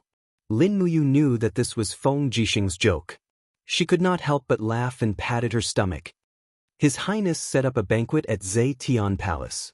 I'm very full. Don't worry, my duel with Luo Xian will not last more than 10 moves. Luo Xian was stunned and could not help but fly into a rage. Lin Muyu, aren't you looking down on me too much? Do you think you are invincible just because you defeated some small fries in Lanyan City? Today, I, Luo Xian, will let you know that there is always someone better than you. This sentence is for you. Lin Muyu smiled faintly. She waved the stellar sword in her hand and said, Luo Xian, are you ready? If you are, I will make my move. I still have a lot of things to do and have no time to waste with you. Okay, then let's end this quickly. Luo Xian bellowed in a low voice. His purple dragon martial spirit roared towards the sky, summoning lightning from the 9 heavens to descend upon Luo Xian's body. The suppressive might of the domain also spread out, forcing the crowd of spectators to take a few steps back. The stone tiles on the ground shattered under the influence of the lightning. It was a shocking scene. Luo Xian's body was enveloped by the lightning, growling in a low voice. He wanted to raise his strength to 100% before fighting Lin Muyu. However, Lin Muyu did not use much of her battle flame to fight against the domain. Instead, she held her stellar sword tightly and charged into the domain that Luo Xian had activated with her king's battle flame. Starlight suddenly shone brightly as Lin Muyu slashed at Luo Xian's chest cleanly. The starlight was unusually bright. The first strike of the stellar technique. First appearance of starlight. However, Lin Muyu's first appearance of starlight was completely different from Situ Sen's. It was faster and fiercer, and the power was abnormally concentrated. Almost all the star power was gathered on the sword's edge. Luo Xian had never met an opponent like this before. She did not wait for him to finish raising his chi. Moreover, her speed was too decisive. When Luo Xian's iron spear was in front of his chest, the stellar sword had already fallen. Bang! Luo Xian's face turned pale with fright when he heard the deafening screech. The spear was being eroded by the astral power, which almost made him lose his grip on the spear. The next moment, the power of the initial appearance of the astral aura exploded. Luo Xian and his spear were pushed back nearly 5 meters. The ground was full of traces of the astral power. What kind of disparity in strength was this, forcing him back with a single sword strike? Impossible. This is absolutely impossible. Luo Xian's mind was already in a mess. There was at least a 2-centimeter cut on the handle of the iron spear. If Lin Muyu attacked this part of the spear again, the iron spear would probably be cut in half. Again! Luo Xian shouted, and the purple dragon flew around him at high speed. He raised his long spear, and his body was wrapped in thick lightning. When he was less than 3 meters away, his arm shook, and countless spear lights swept out. Lin Muyu was frighteningly calm. Her left hand lightly opened, and the dragon blood battle shield was instantly formed, blocking Luo Xian's series of attacks. Suddenly, the sound of wind breaking came from behind. It was the tail of the purple dragon sweeping out. This attack was very insidious, and it caught people off guard. But Lin Muyu's spirit pulse art had already seen through it. She waved her sword, and the golden god binding chains circled around the blade, instantly disintegrating the purple dragon's tail. Ha! Luo Xian poured all her strength into her battle flames, and the attacks on the spear became more and more violent. In the blink of an eye, the dragon blood battle shield had become a sieve, and its surface was full of holes. Lin Muyu couldn't help but be shocked. This Luo Xian really was amazing. The strength of the purple dragon was so domineering. No wonder Feng Jixing lost to this kid on an empty stomach. But the moment the dragon blood battle shield shattered, Lin Muyu suddenly opened her left hand, and a dazzling ray of light soared into the sky. In an instant, Luo Xian couldn't open her eyes. All was fair in war. Although Luo Xian had cultivated with her master for many years, her combat experience was simply too immature compared to Lin Muyu. Buzz! Dark energy swirled around her left fist, and strands of ghostly power surged. Lin Muyu closed in, and her left fist shot out like lightning, directly striking the purple dragon battle armor on Luo Xian's abdomen. For Luminary's demon god cry. Bam! After shattering Luo Xian's battle armor with a single strike, Lin Muyu took advantage of the momentum of Luo Xian's retreat and activated falling star steps the moment her feet touched the ground. Her exquisite star steps flashed behind Luo Xian like a bolt of lightning. Bending her body, she lashed out with her right leg, sweeping Luo Xian's legs with the force of an autumn gale sweeping away fallen leaves. With a loud crack, Luo Xian's left leg was most likely broken. Arg! A howl of anguish rang out as Luo Xian determined Lin Muyu's position. He turned around and unleashed a fierce spear strike that was fast and vicious, and he didn't hold back in the slightest. It was a lethal strike. However, Lin Muyu had her sword in hand, and she was able to easily deflect the spear strike with just a gentle wave of her starlight sword. At the same time, she raised her body and launched a powerful elbow strike into Luo Xian's chest. Bam! The suit of battle armor that Luo Xian had condensed in such a short time was unable to withstand the blow, and with a loud crack, countless ribs were broken. Just as his body was less than 30 centimeters away from the ground, Lin Muyu raised her leg and kicked Luo Xian and his spear away as if they were a sandbag. Bam! Luo Xian's breastplate and knee pads were already shattered, and he rolled dozens of meters on the ground with his spear. He lay on the ground in a sorry state, and a mouthful of blood sprayed from his mouth. Young General! Young General! The guards of the Cloud King's mansion were already dumbfounded. Luo Xian, who had astonishingly defeated Feng Jixing in the Zetian Palace, had actually been defeated by Lin Muyu in just 3 moves. Chapter 554. Cough, cough.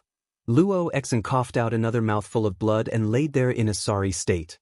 Many of his ribs were broken and his left leg was definitely fractured.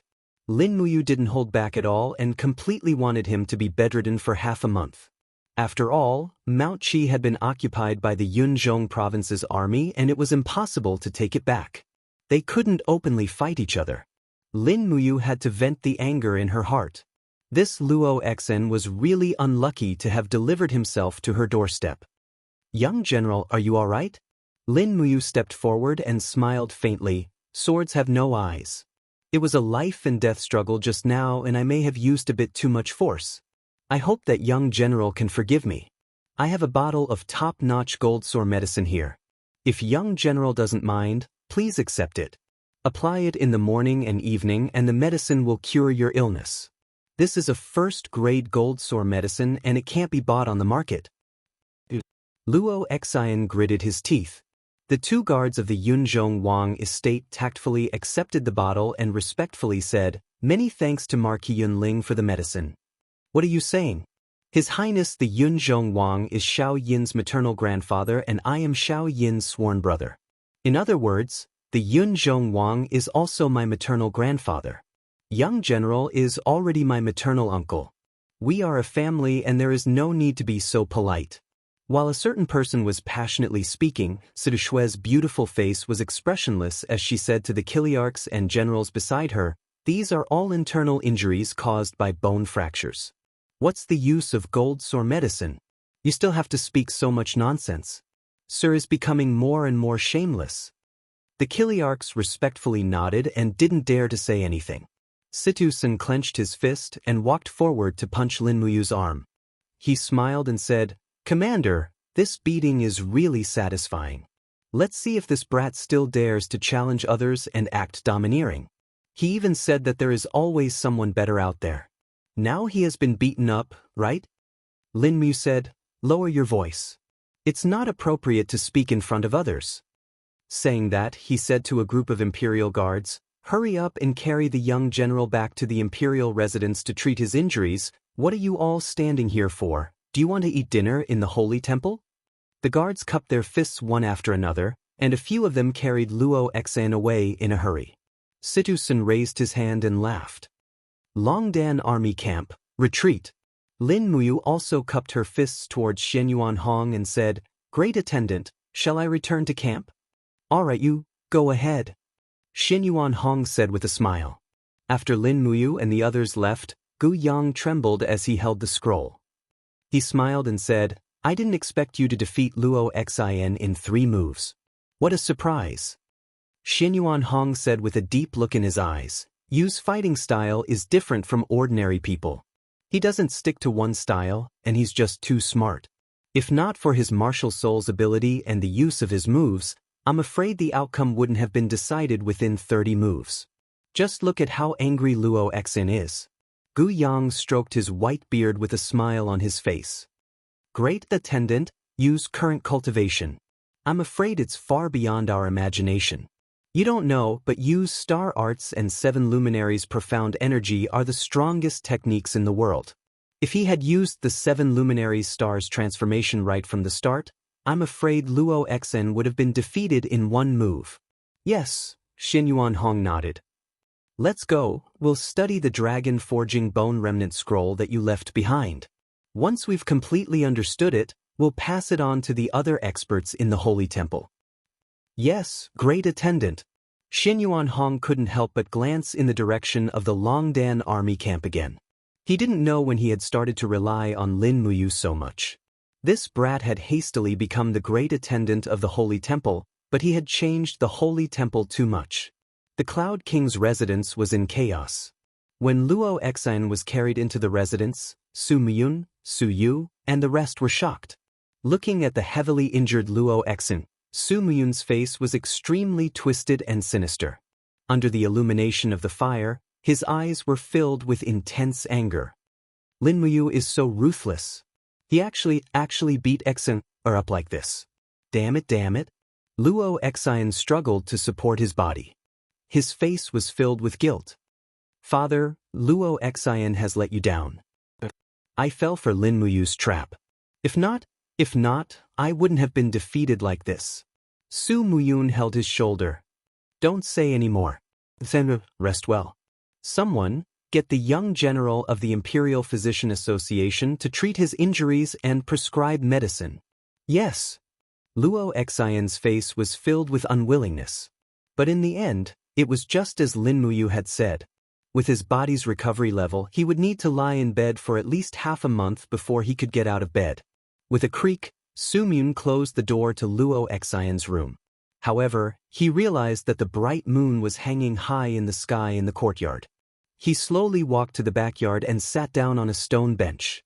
He said lightly, "Someone, heat up a pot of wine for me." "Yes, Your Highness." Not long after, a pot of warm wine was served. Su Yu, who was at the side, poured wine for her father and said, "Father, are you disappointed in brother Luo Xin?" Su Muyun drank the wine in one gulp. His face was expressionless as he said, "I know how strong Luo Xin's cultivation is. He is not much weaker than Lin Muyu. If he wants to blame someone, he can only blame his battle experience for not being as good as Lin Muyu. With a little more training, he will definitely become one of the top experts in Lanyan City. The only thing I hate is Lin Muyu. He clearly knows that Luo Xin is my godson, but he still injured Luo Xin to this extent." Su Yu gently sat on the side and leisurely said, "Then has father ever thought that if Yu really hates you that much, she would have the opportunity to kill Luo Xin and cut off one of father's arms?" This, Su Muyun pondered and said, "He still doesn't have the courage and boldness to do so." Su Yu smiled. How could Lin Muyu, who dared to kill Tang Bin and challenge the demon race's army of 100,000 with only 5,000 people, not dare to kill Luo Xin? Father, you did not kill Luo Xin because of your relationship with Xiao Yin. Otherwise, with his personality, I feel that Luo Xin coming back alive is already a miracle. Perhaps, we should consider whether seizing Mount Qi is worth it. What, are you wavering? Su Muyun looked at his daughter and said, Tang Lan is recruiting soldiers wantonly in the Seven Seas Province and Earthstar Province, ignoring Xiao Yin's military strategy. In just 1 month, Tang Lan has recruited a total of 12,000 people. I'm afraid that in another half a year, Tang Lan's military strength will exceed 400,000. If Tang Lan, who has 400,000 soldiers, intends to rebel and collude with Iha country, will the world still belong to Qin? Su Yu was slightly stunned. Father suspects that Tang Lan will rebel? Nothing is impossible. Su Muyun sucked in a breath and said, the demon race is in the ascendant. According to our intelligence, the demon race has already rebuilt the Qianfeng core. Their number of armor demons has already recovered to around 50,000.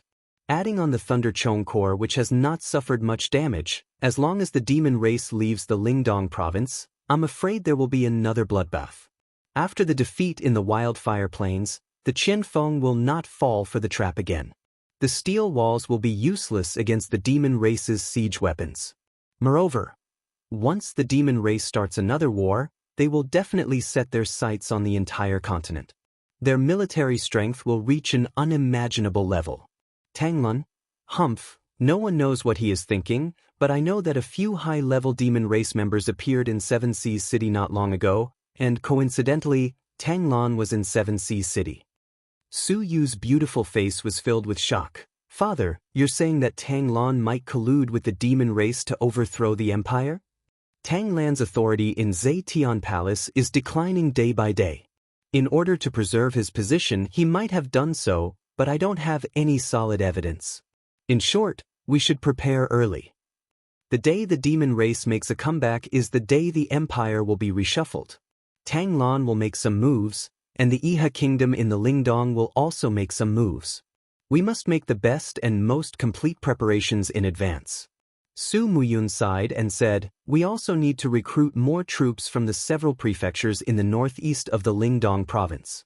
Also, you need to take some time to return to the Cloud province.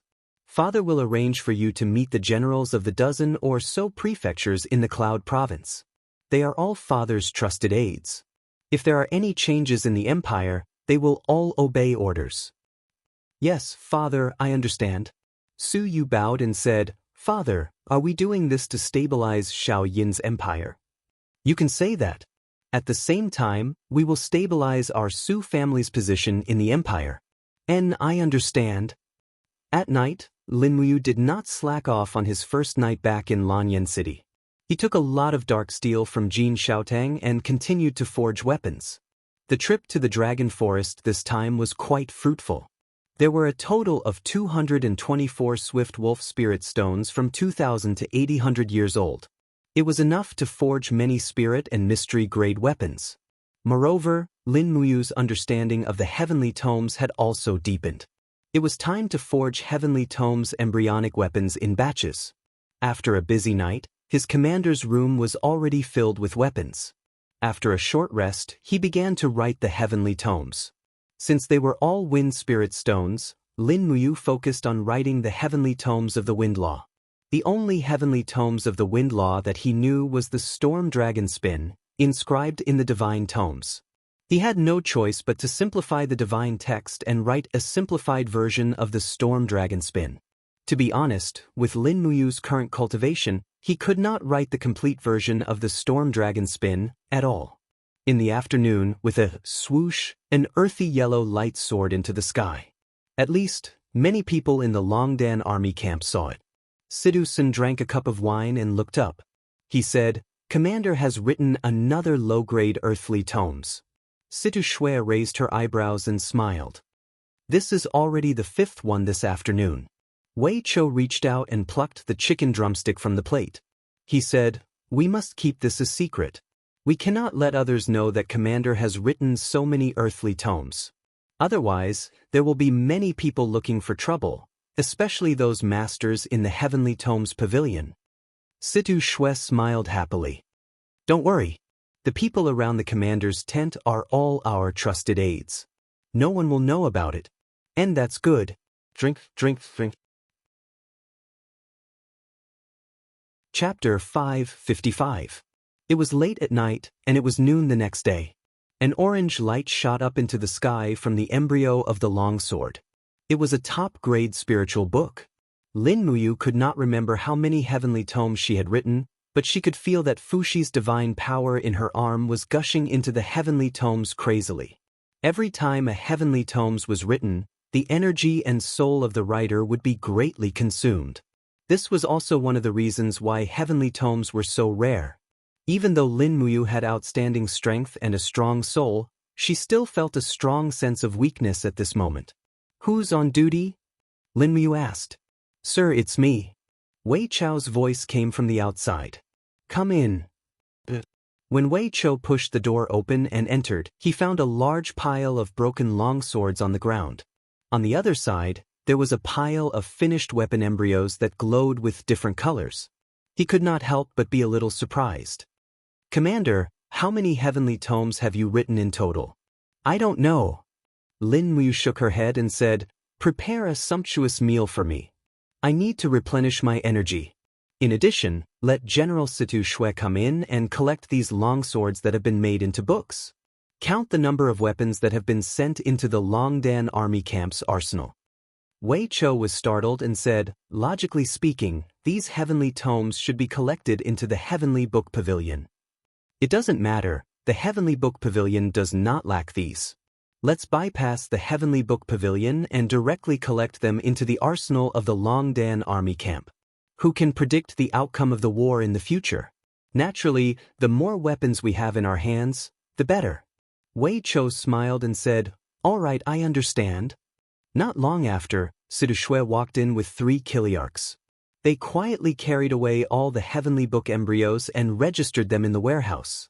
The officers of the Longdan army camp could claim these weapons as their own weapons. This would greatly increase the combat power of the Longdan army camp.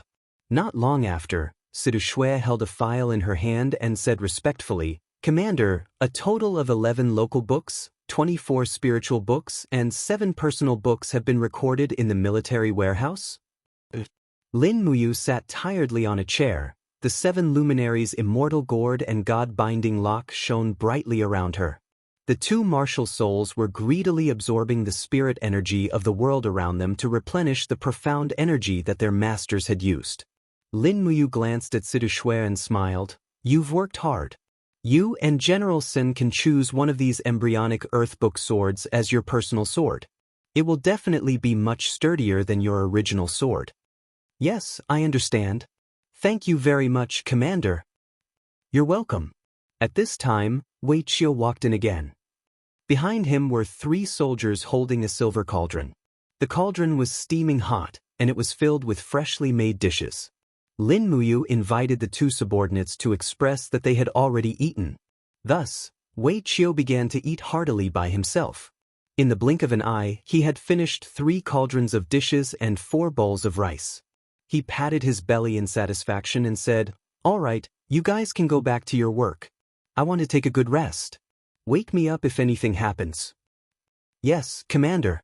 "Rest well." After Wei Chou and Situ Shui left, Lin Muyu lay down on the bed. After falling asleep, a faint layer of battle flames condensed on the surface of her body, forming a thick layer of battle armor. At the same time, a layer of golden light enshrouded the surface of the battle armor. This was the astral energy generated by the Vajra barrier. Before she knew it, Lin Muyu had already cultivated the 5th stage of the Vajra barrier divine art. In the blink of an eye, it was dark in Lanyan City. A bonfire rose in the Longdan army camp, and the night drill began. The sound of horses' hooves and the collision of longswords became one. On Tongtian Street, pedestrians were in a hurry. It was particularly lonely at night without the night market. It seemed that everyone was just busy with their journey. Except for the sexy singers and dancers on the Flower and Wine Street, almost no one talked. Dang, dang. The bell under the horse's neck gently shook, making a crisp sound. Several people in cloaks entered Lanyan City. Their clothes were not in the style of the imperial capital, but they seemed to be from remote provinces such as Lingdong Province. There were 5 people in total. Under the night light, their eyes shone with a faint purple light. At the same time, they were equipped with swords and sabers at their waists, like wandering mercenaries. The group stopped in front of the Drunken Immortal restaurant and quickly entered the private room upstairs. But they didn't lift the cloaks on their heads from beginning to end. After entering the private room, they immediately closed the door. In the dark corner of the street, a patrolman with a fire sparrow on his chest cupped his fists respectfully and said to the person in the dark, "Lord Xiao, that group of people has entered the Drunken Immortal restaurant."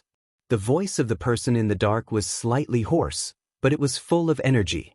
He said, "They have been in a hurry since entering the city, and they don't look like people from Lingbei province. Are you sure that the gold coin they left at the city gate is the legendary divine capital coin of the demon race?" The patrolman said, I can confirm that after defeating the demon race in the wildfire plains, the Imperial army seized a lot of the demon race's spoils of war. Among them, this divine capital coin is very common. I'm very sure that this group of people is most likely a high-level demon race. Even if they aren't, they should be spies among the demon race. Heh. The person in the dark smiled. That's enough. Prepare your claws and follow me to investigate. I, Xiaohan, would like to know who is secretly colluding with the demon race in Lanyan City. Sir, the subordinate was ready. Xiaohan, ranked first among the 21 patrolman commanders of the Fire Sparrow Department, was known as the top constable of Lanyan City. He was 28 years old and had a cultivation base of the first level of the Heaven Realm. He was the favorite subordinate of the Fire Sparrow Department's abbot, Zhenggu. Xiaohan had been patrolling the demon race's spies for nearly half a year, and now he had finally found such an important clue. In the darkness of the night, a row of fast horses galloped past on Tongtian Street. 2 young men dressed in black robes dismounted and entered the Inn of Drunken Immortal, heading straight for the private room. Under the dim light of the inn's lanterns, the 2 men's faces were faintly discernible. Their faces were solemn, and the waiter recognized them with a single glance. These 2 men were the 2 marquises of the Mansion of the Seven Seas, Marquis of North Ridge, Tang Lu, and Marquis of West Ridge, Tang Tian. As if sensing the waiter's gaze, Tang Lu pulled down the hood of his cloak and said, Guards, guard the restaurant for me. Prohibit anyone from entering or leaving. Sir, the guards of the Seven Seas Palace, disguised as guards, placed their hands on the hilts of their swords and guarded the entire restaurant. However, no one noticed that in the dark sky, 2 figures floated down along the iron chains on the hooks and landed on the private room. Xiaohan's skills were exceptional. He landed on the room like a falling leaf without making a sound. The 2 patrolmen of the Fire Sparrow Department stuck to the room like bats, not making a sound. They also lowered their aura to the minimum. In terms of strength, Xiaohan was only at the first level of the Heaven Realm, but in terms of qigong and aura control, he was probably at the level of a saint. The door was pushed open. Tang Lu and Tang Tian walked in, looking travel-worn. The 5 high-level devils in the room stood up one after another. One of them cupped his fists and said with a smile, It's been a long time, Marquises. I'm the commander of the 1st Vanguard Battalion of the God Race, Xianxia. These 4 are my colleagues. Tang Lu cupped his fists and said, My apologies, my apologies. Xianxia smiled and said, The food and wine are ready. Let's drink and talk. All right. The few of them sat down. Tang Lu glanced at the swords hanging on the waists of Xianxia and the others. His gaze turned cold and he looked at Tang Tian, hinting him to be careful. But Xianxia laughed aloud and said, The 5 of us entered Lanyan City alone and didn't plan to leave alive. Marquises, you don't have to be so cautious. This tavern is tightly surrounded by your people, and the entire capital is guarded by nearly 200,000 elite troops, including the Dragon's Courage Legion, the Imperial Army, and the Iron Blade Legion. We are already in a desperate situation, so how can we not be frank with each other? Tang Lu smiled and said, Lord Xianxia is worrying too much. How about we toast first? All right. After downing the wine, Xianxia and the other demon race generals seemed to have no intention of eating. Looking at Tang Lu and Tang Tian's restless appearance, Xianxia couldn't help but smile and said, Don't worry, we are very cautious in our actions. You 2 don't have to be so cautious. Tell us, what is the bargaining chip this time? Marshal Qianfeng is waiting for the news. The corner of Tang Lu's mouth rose. He said, Let's see what the demon race can take out first. Xianxia laughed and said, Marty, you're a straightforward man. I'm impressed. Then I'll be frank with you. We can avoid the areas on the steel walls where the Marquis and Marquis are guarding. At the same time, once the God race enters your territory, we will avoid the Seven Seas Province and Star Earth Province. We won't touch a single soldier of the Tang family. This bargaining chip. Tang Lu grabbed an oily chicken leg and fiercely pulled it down from the chicken's body. He said with a ruthless expression, Our Tang family is not afraid of death. I think Lord Xianxia has misunderstood something. Xianju was startled and seemed to understand something. He cupped his hands and said with a smile, "My words have offended you. Please forgive me, Marquis. Since this is the case, our god race can agree to a condition of the Marquis as long as we can do it." Really? Yes. Very well. Tang Lu placed the half-eaten chicken leg on the plate and wiped his mouth with the back of his hand. He said, "I want you to kill someone." Xianju was startled. He couldn't help but narrow his eyes and said with a smile, "Kill someone? If it's Feng Jixing, Lin Muyu, and Xiang Yu, the three great commanders, forget it. The elders of the god race may not be able to kill the three of them." "Don't worry."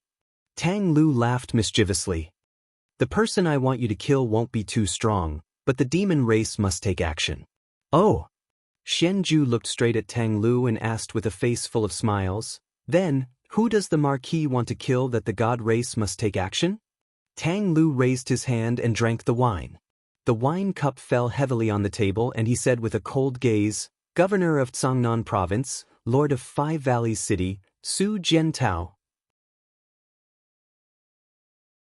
Chapter 556. Su Jiantao. Xianju was stunned. "What? You can't do it?" Tang Lu faintly smiled. Xianju was silent for a few seconds and then smiled. "It's not impossible, but Su Jiantao is Lin Muyu's favorite general and also the governor of one of the 6 provinces of the empire. He has at least 50,000 troops in the Five Valleys City. If we want to kill Su Jiantao, it will take a lot of effort. Marquis, you have to give me a reason why we must kill Su Jiantao, right?" Tang Tian was somewhat indignant as he said with a cold face, "After Su Jiantao became the governor of the province, he started farming, conscripting, mining, smelting iron, and forging weapons. He turned the resource-rich Cangnan province into the backyard of the Dragon Courage Corps. As long as Su Jiantao doesn't die, the Dragon Courage Corps will become more and more powerful. Could it be that Lord Xianju has forgotten who caused the crushing defeat of the demon race in the Wildfire Plains?" Xianju's face turned ugly as he smiled. "Marquis Westridge doesn't need to remind me. I will always remember that crushing defeat. However, Su Jiantao is a feudal lord after all. It won't be easy to kill him. Moreover, we will need to use the armor demons." "Is that so?" Tang Lu raised the corner of his mouth and said with a slightly ferocious smile, "Then, what if we tell you that Su Jiantao will go to the recruit camp outside the Five Valleys City every 3 days to check the provisions and troops, and that he will bring no more than 500 people with him?" "Really?" Xianju seemed to be a little excited. He stood up and said, "If Marquis tells us the exact time and place, it may make it more convenient for us to act." Tang Lu nodded. "This is naturally not difficult." Xianju calmed down his excited mood and sat down again, saying, "In this case, the god race has already agreed to Marquis Westridge's request. Then what about Marquis Westridge? Will you agree to our request? Tell me, what do the demons want?" Xianju narrowed his eyes. "It's very simple. We need to know what Lin Muyu is doing and what his Longdan army camp is doing. Our men have received news that the valiant dragon army is developing a new weapon in the barren mountains outside Lanyan City, but our men can't get in. So, the 2 marquises must find out what this new weapon is." Tang Tian clenched his teeth. "That's preposterous. If your demon race can't find out, do you think we can? Don't go too far." Tang Lu hurriedly pressed his brother's shoulder and said with a smile, "Brother Tian, don't be impulsive. Let me talk." As he spoke, Tang Lu cupped his fists towards Xianju and said, "I'll naturally send people to investigate this new weapon. Don't worry, sir. If you only have this request, then we can immediately get it done." "Don't be anxious," Xianju smiled. "How can a piece of information be used to break Lin Muyu's arm? Also, marquises, listen up. We have conditions that we need you to agree to." Tang Lu said indifferently, "Speak, Sir Xianju." Xianju smiled, dipped his finger in wine, and drew on the table, saying, "The god race is expanding its army and urgently needs a large amount of food. Therefore, the 2 marquises must prepare 50 million jin of food for us within a month." 50 million jin? You must be joking." Tang Lu was startled and said with some anger, "You're making things too difficult for us. The empire has been at war for many years, and many people are starving. Where will we get so much food for you? Even if we get it, how will we transport it to you? Xianxia smiled. 50 million jin of food might be difficult for others, but it isn't so difficult for the two marquises. I heard that one of the largest merchant associations in the imperial capital, the Dragon-Seeking Merchant Association, is backed by your 7C monarch residents. If you let the Dragon-Seeking Merchant Association purchase food at a high price, I'm afraid that 50 million jin of food won't amount to much for the affluent North Ridge province and the imperial capital. If it's transportation, it's even simpler. Star Earth province is your Tang family's fief, and there's a tributary of the Rice River that runs from Star Earth province's Bugu City to Winter Ridge province. There aren't any military inspections or checkpoints along the way. As long as the Tang family hires enough merchant ships, they can easily transport the food to Winter Frost City. At that time, our transaction will be considered complete. Tang Lu narrowed his eyes and said, "Is a mere Su Jiantao worth so much food? It's not worth it." Xianxia laughed heartily and took out a map from his bosom. He lightly pointed on the map and said, "This is a prefecture east of the Steel Protective Wall. It's called Qin Tian Prefecture. Our god race's army of approximately 10,000 is garrisoned in Qin Tian Prefecture. If the two marquises don't mind, you can dispatch your troops to attack Qin Tian Prefecture. Marshal Qianfeng will naturally order the Qin Tian Prefecture's garrison to flee in defeat. At that time, the two marquises will recover the empire's lost land. I believe that Her Majesty the Empress will also look favorably upon the two of you, right?" Tang Tian couldn't help but become excited, his entire body slightly trembling. Tang Lu narrowed his eyes and said, "The land in the east of Cangnan province will be easily taken away even if we take it back. What's the point?" Xianxia sneered. "As long as it can be exchanged for riches and honor, would the Marquis really care about the Empire's territory? Marquis, don't forget that Lin Muyu and Feng Jixing have been overbearing in the imperial capital. Your Tang family has received the cold shoulder. Her Highness Tang Lan is a person of virtue and prestige, but her power has almost declined. Shouldn't your Tang family consider for yourself?" "Ah." Tang Lu drank a few more cups of wine. His face was flushed red, and he laughed heartily. He laughed so hard that tears rolled down from the corners of his eyes. His palms landed heavily on the table, and he looked at the other party with an ice-cold gaze. "Deal? Or a deal?" Right at this moment, a guard outside suddenly shouted, "Who is it?" A ray of light from the heavenly book pavilion soared into the sky. It was a faint indigo luster. It was actually a low-grade heavenly book. However, because this faint luster was too close, it illuminated the upper floor of the wine shop, causing the hiding place of Xiao Han and his subordinates to be discovered. A few guards of the Seven Seas Palace immediately raised their blades and rushed over. "We've been exposed, my lord." The young patrolman's face was ashen. "It's fine, follow me." Xiao Han, on the other hand, was much calmer. With a leap, he evaded the line of sight of the guards. His body was like a dancing swallow as he floated into a private room in the wine shop. Inside the private room were 4 mercenaries who were drinking. When they saw Xiao Han enter, they immediately turned pale with fright.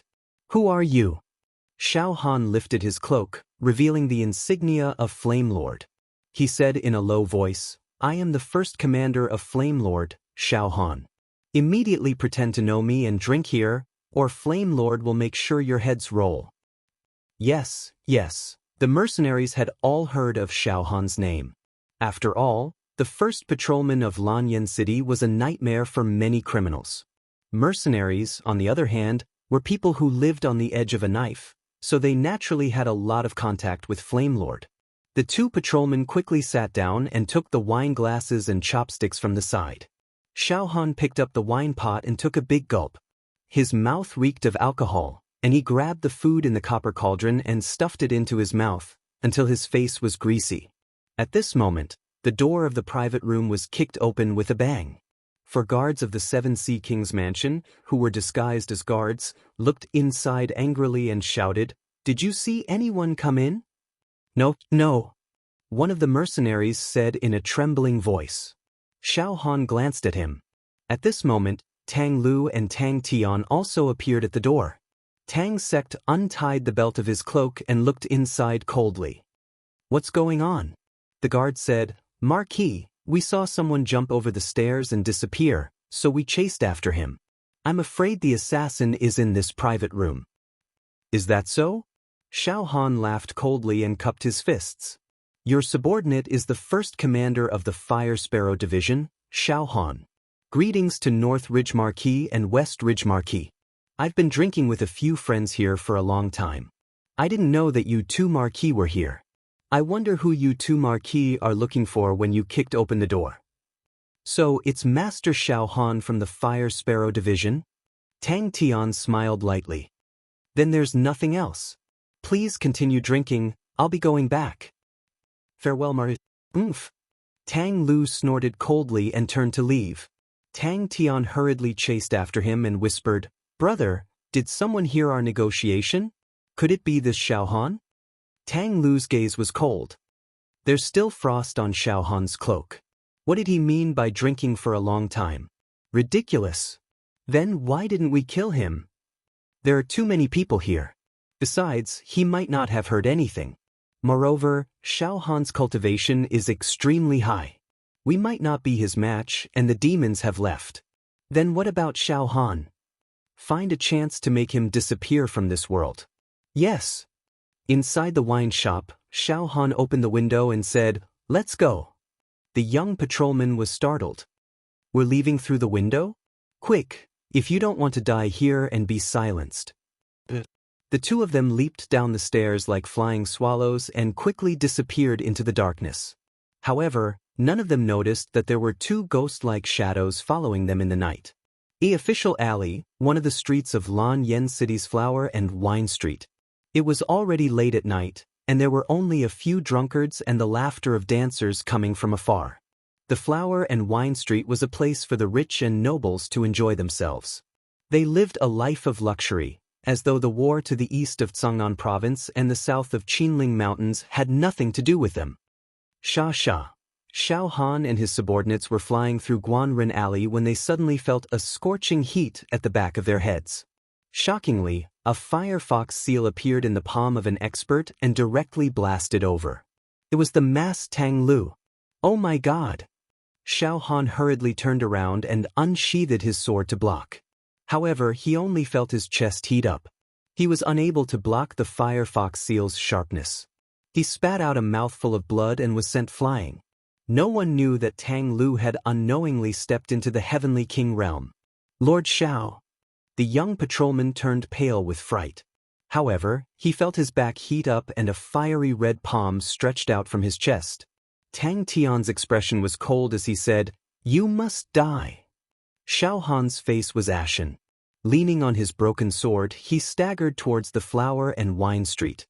"You still want to leave?" Tang Lu and Tang Tian chased after him like the king of hell. Xiao Han's consciousness was a little chaotic. After running a few more steps, he heard someone's voice, "Big brother whore, you really drank too much today." "Little brother whore, you're the one who drank too much. I'm only half drunk. I, Zhang Wei, have roamed the brothel for dozens of years. When have I really been drunk? It's a pity that Lord Commander doesn't allow the Imperial Army officers to stay outside the camp. Otherwise, I'll definitely make that little fox Peach want to die tonight. Big brother whore, look, there's a fire in front." "You must have seen wrongly. Oh my God, there's really a fire. There's even someone. Who is it? How dare such an ugly person run around in the middle of the night? Big brother whore, it's someone from Fire Sparrow Division. It seems to be Xiao Han. Should we save him?" "Yes, big brother whore, you go first." "Damn it, you two thieves, stop right there. Watch this daddy's fiery soul fist." Chapter 557. Wang. A fiery red and enormous profound energy fist shot into the sky and headed straight for Tang Tian and Tang Lu, and it shocked Tang Lu to the point he hurriedly swung his palm and used the firefox seal to deal with this attack. In truth, Zhang Wei was only at the heaven realm, so he wasn't that terrifying. However, what Tang Lu was most afraid of was the fact that Zhang Wei was actually wearing the armor of a vice-commander of the Imperial Guard. This fellow was simply too daring. He was the first person to wear a military uniform to PC, but it was this armor that scared Tang Lu so much that he couldn't kill him anymore. Killing a deputy commander-level general in the imperial capital was a huge crime. It was probably not as simple as killing a mere Xiao Han. Furthermore, Zhang Wei was Feng Jixing's favorite general and had a good relationship with Lin Muyu. Once this matter was pursued, it would be even more troublesome. Pulling out the carrot would bring out the mud. No matter how stupid Tang Lu was, he would still understand this logic. After exchanging glances, Tang Lu and Tang Tian leaped up successively onto a nearby house and vanished into the veil of night in the blink of an eye. Don't go, you two. Stay here and fight with me for 300 rounds. Zhang Wei's fists were enshrouded in raging flames. As he waved his fists, flames shot up into the sky. He looked like a ferocious tiger, but he couldn't stand steadily and fell to the ground. Xiao Han covered the burn wound on his chest and said gratefully, "Thank you, General, for saving me." Zhang Wei helped Xiao Han up and said, "Nonsense. Why are you so polite? You are from the Fire Sparrow Division. I saved you, so you must treat me to wine. I want the courtesan lady." All right then. Xiao Han didn't know whether to laugh or cry. Zhang Qing walked forward and cupped his fists. "Lord Xiao Han, do you still remember me? Aren't you the Temple's Silver Star instructor Zhang Qing? That's me. I just happened to walk here after drinking with my cousin Zhang Wei. Lord Xiao Han, why are you being chased? Who are those two people?" Xiao Han knew the importance of this matter and shook his head. "I also don't know. The imperial capital has been getting more and more restless recently." Zhang Qing helped Zhang Wei up and said, "I will accompany cousin to the Imperial Army's camp. Lord Xiao Han, do you want to go with us? I'm afraid we might meet some danger along the way." "I won't." Xiao Han waved his hand and said, "This place is only a few steps away from the Fire Sparrow Division. Don't worry, Xiao Han will definitely visit you too to thank you for saving my life." "You're too polite." Zhang Qing supported Zhang Wei as they slowly left, while Xiao Han quickly disappeared into the darkness of the Flower Wine Street.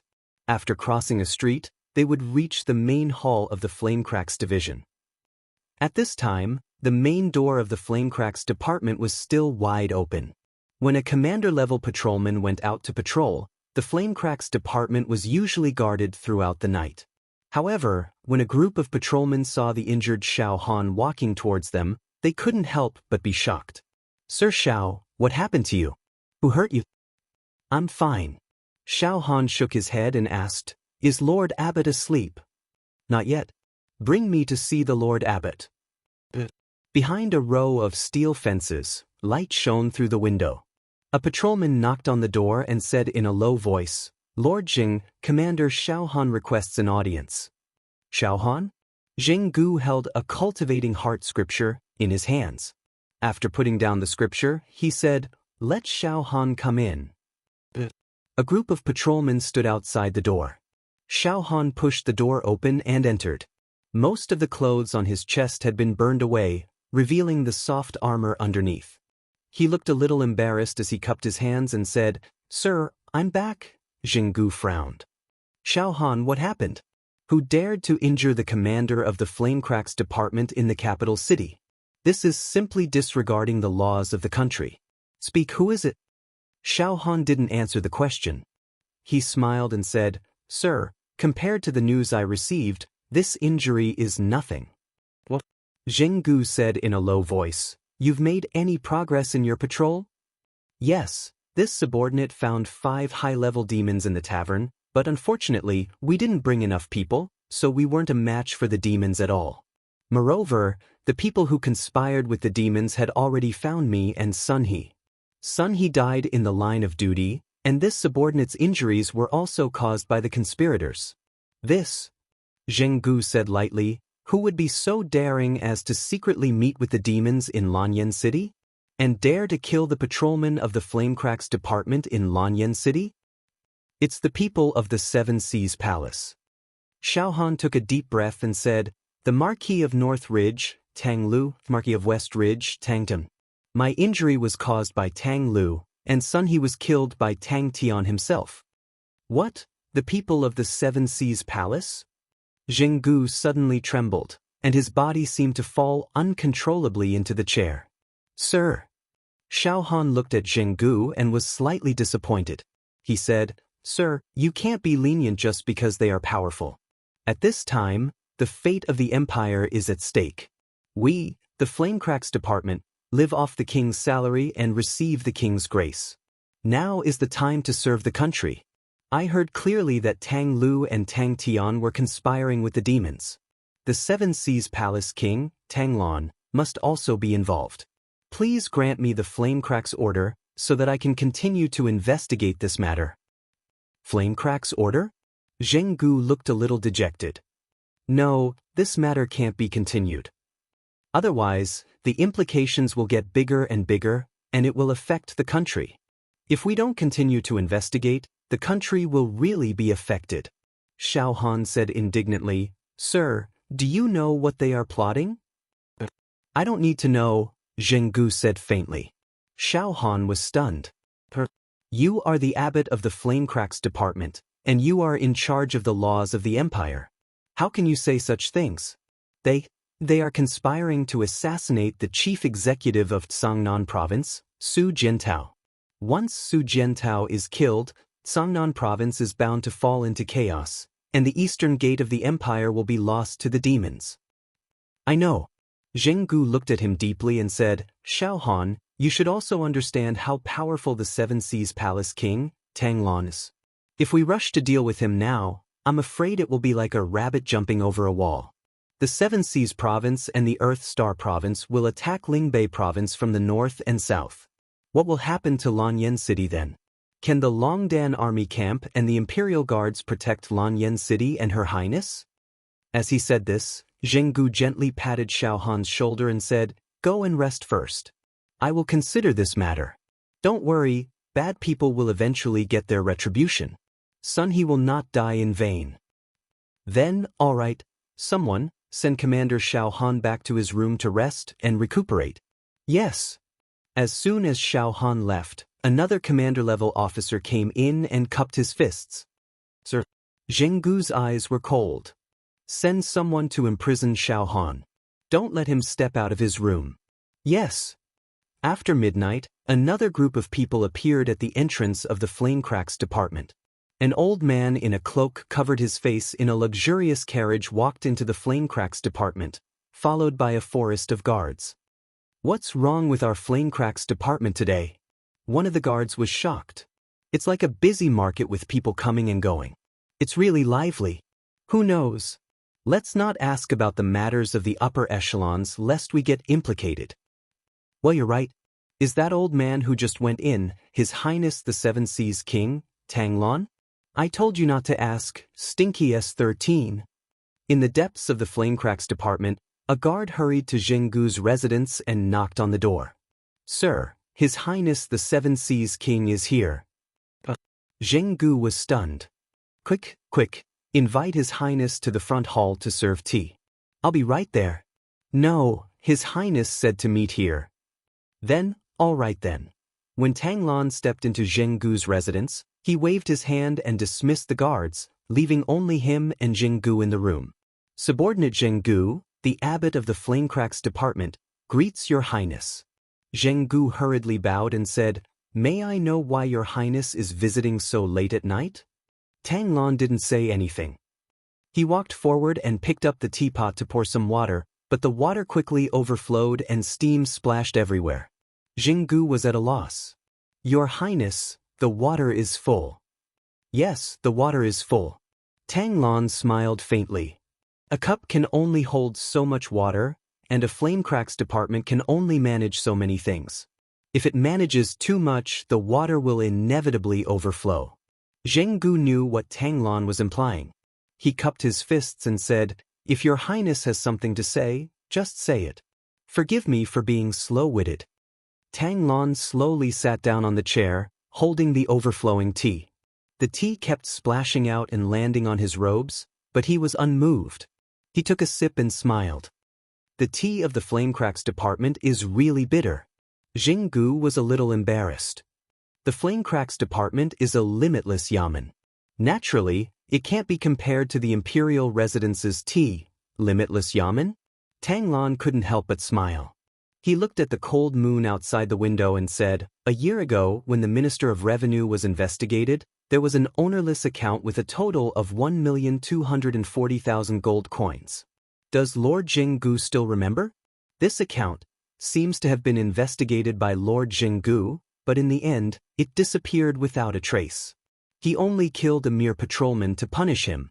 I also heard that Lord Jinggu has 3 villas in the Heaven's Pivot province. They are incomparably rich and luxurious. Is this all true?"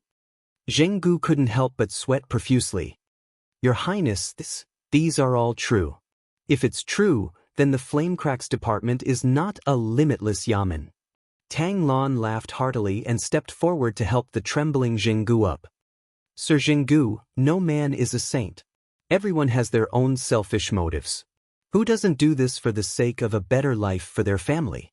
Sigh, my 2 useless grandsons, Tang Lu and Tang Tian, seem to have caused trouble for this old man again.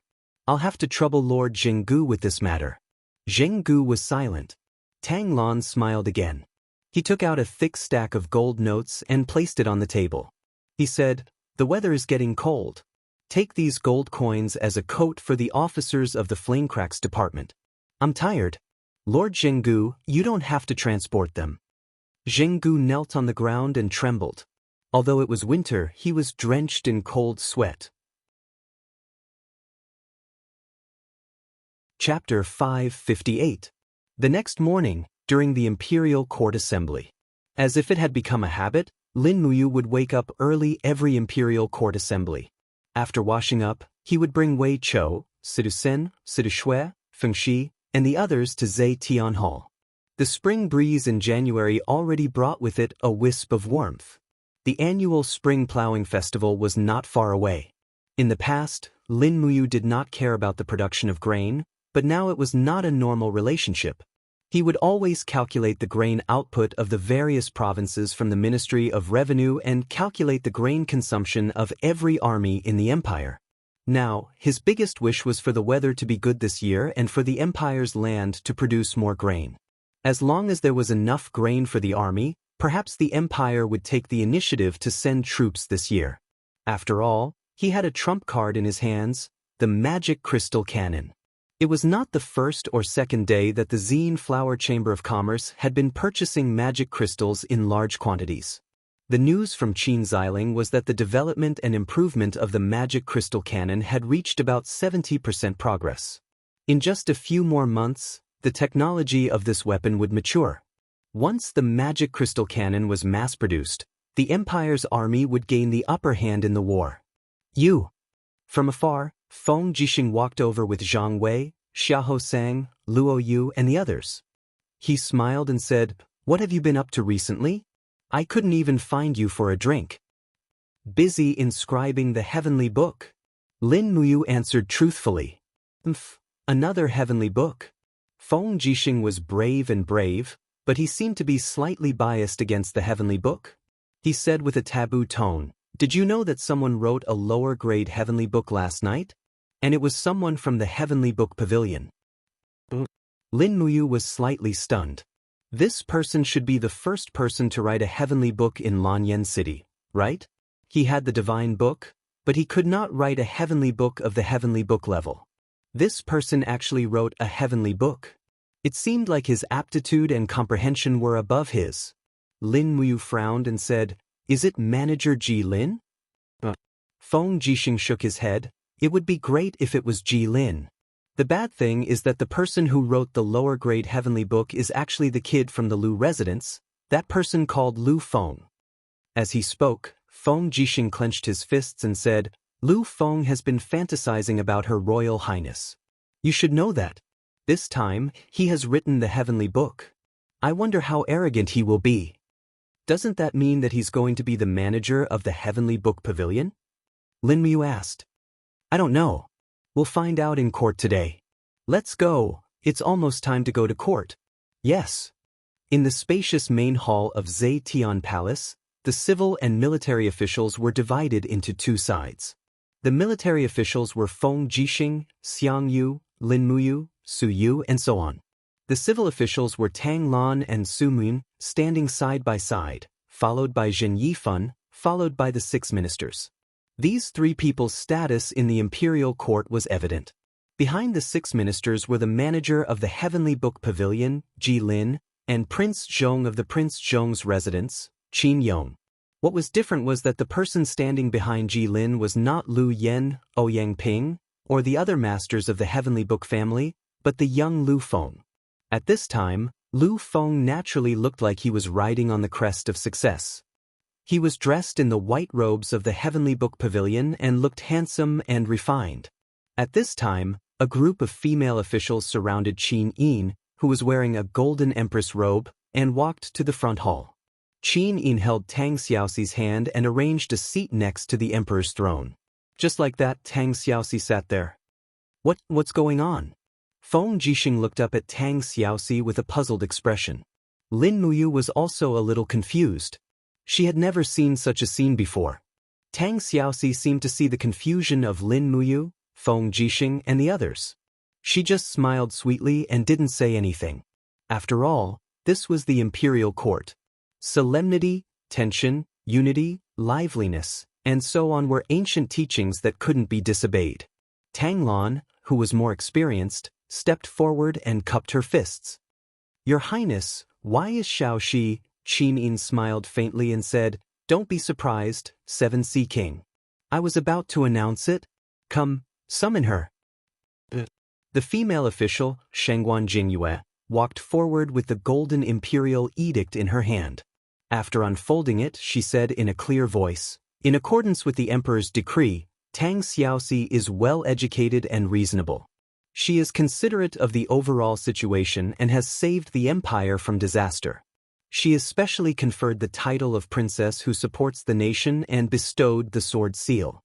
If the emperor can't decide, princess who supports the nation can decide on her own." Princess who supports the nation? Feng Jixing was startled and couldn't help but laugh. "Your Highness is really different. In the past, it's always the older officials who are conferred the title of princess who supports the nation, but Your Highness actually conferred the title of princess who supports the nation at such a young age. However, it seems that no one is more suitable than Princess Shi." Lin Muyu nodded. At this moment, Tang Xiaoxi had already stood up to express her gratitude and took the sword seal from Qin Yin's hands. In this way, Tang Xiaoxi's power and status in the empire had already faintly surpassed Tang Lan and Su Muyun. This must be another move that Qin Yin thought of to keep the 2 great feudal vassals in check. Tang Lan couldn't say anything, so she took a few steps back and stood beside Su Muyun. Su Muyun remained silent and didn't say a word. He only looked at Lin Muyu with a different expression. Half of it was helplessness and the other half was resentment. Su Muyun hated that Lin Muyu couldn't be used by him, but he was helpless because his godson Luo Xian's cultivation was still not as good as Lin Muyu's. He couldn't make Lin Muyu, Feng Jixing, and the other empress's forces submit to him in terms of martial arts. A few minutes later, Ji Lin, the manager of the Heavenly Book Pavilion, stepped out and bowed respectfully. "Your subject, Ji Lin, is here to report to Your Highness. I have a piece of great news."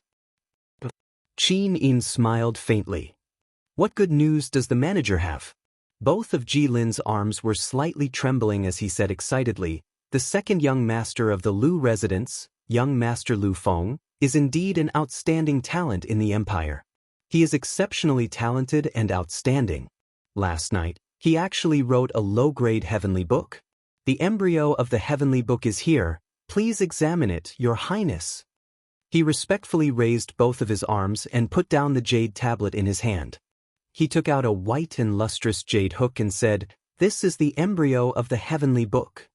The jade hook was a tool that the nobles used to hook their belts when they wore loose embroidered robes. In reality, only the rich or nobles would use this kind of fragile artifact as an everyday item. As for generals like Feng Jixing and Lin Muyu, their belts were all specially made from animal skin, which was sturdy and easy to use. The jade hook glowed with a faint flame. This was a low-grade heavenly book of the Law of Fire. Shangguan Jingyue walked forward and took the jade hook. Then, she turned around and handed it over to Qin Yin. Qin Yin only stretched out her hand and touched it lightly. Immediately, a fiery red divine rune appeared on the jade hook. It was scorching hot. She couldn't help but smile. The power of heaven and earth is indeed vigorous. Congratulations to young Master Lu Feng for entering the ranks of the Heavenly Book Pavilion's Heavenly Scholars. Zetian Palace will naturally reward you. Men, take this embryo away and put it into the Heavenly Book Pavilion according to the rules. Yes, Your Highness. Qin Yin smiled sweetly at the officials and said, Lords, young Master Lu Feng is the first genius to write a heavenly book. Does anyone have any suggestions on how to reward him? Su Muyun cupped his fists and said, Lu Feng wrote the highest grade heavenly book. Logically speaking, he should enter the Heavenly Book Pavilion and become its master. The current manager of the Heavenly Book Pavilion, Ji Lin, was from the Seven Seas province. He was also Tang Lan's subordinate. Naturally, Su Muyun hoped that someone would replace him. A trace of surprise flashed across Ji Lin's face. However, he didn't show it and only stood silently on the spot. If Qin Yin really stripped him of his position as the manager of the Heavenly Book Pavilion, he wouldn't have any complaints. Who asked the Lu residents to have such a genius like Lu Feng? However, unexpectedly, Lu Feng stepped out of the ranks. He held the jade tablet and knelt on both knees. Your Highness, Lu Feng is only a mediocre person. The reason why I can write a low-grade heavenly book is because I admire Your Highness. Lu Feng doesn't want any title. I only hope that Your Highness can grant Lu Feng a chance to have a meal with Your Highness alone. I hope that Your Highness will not refuse.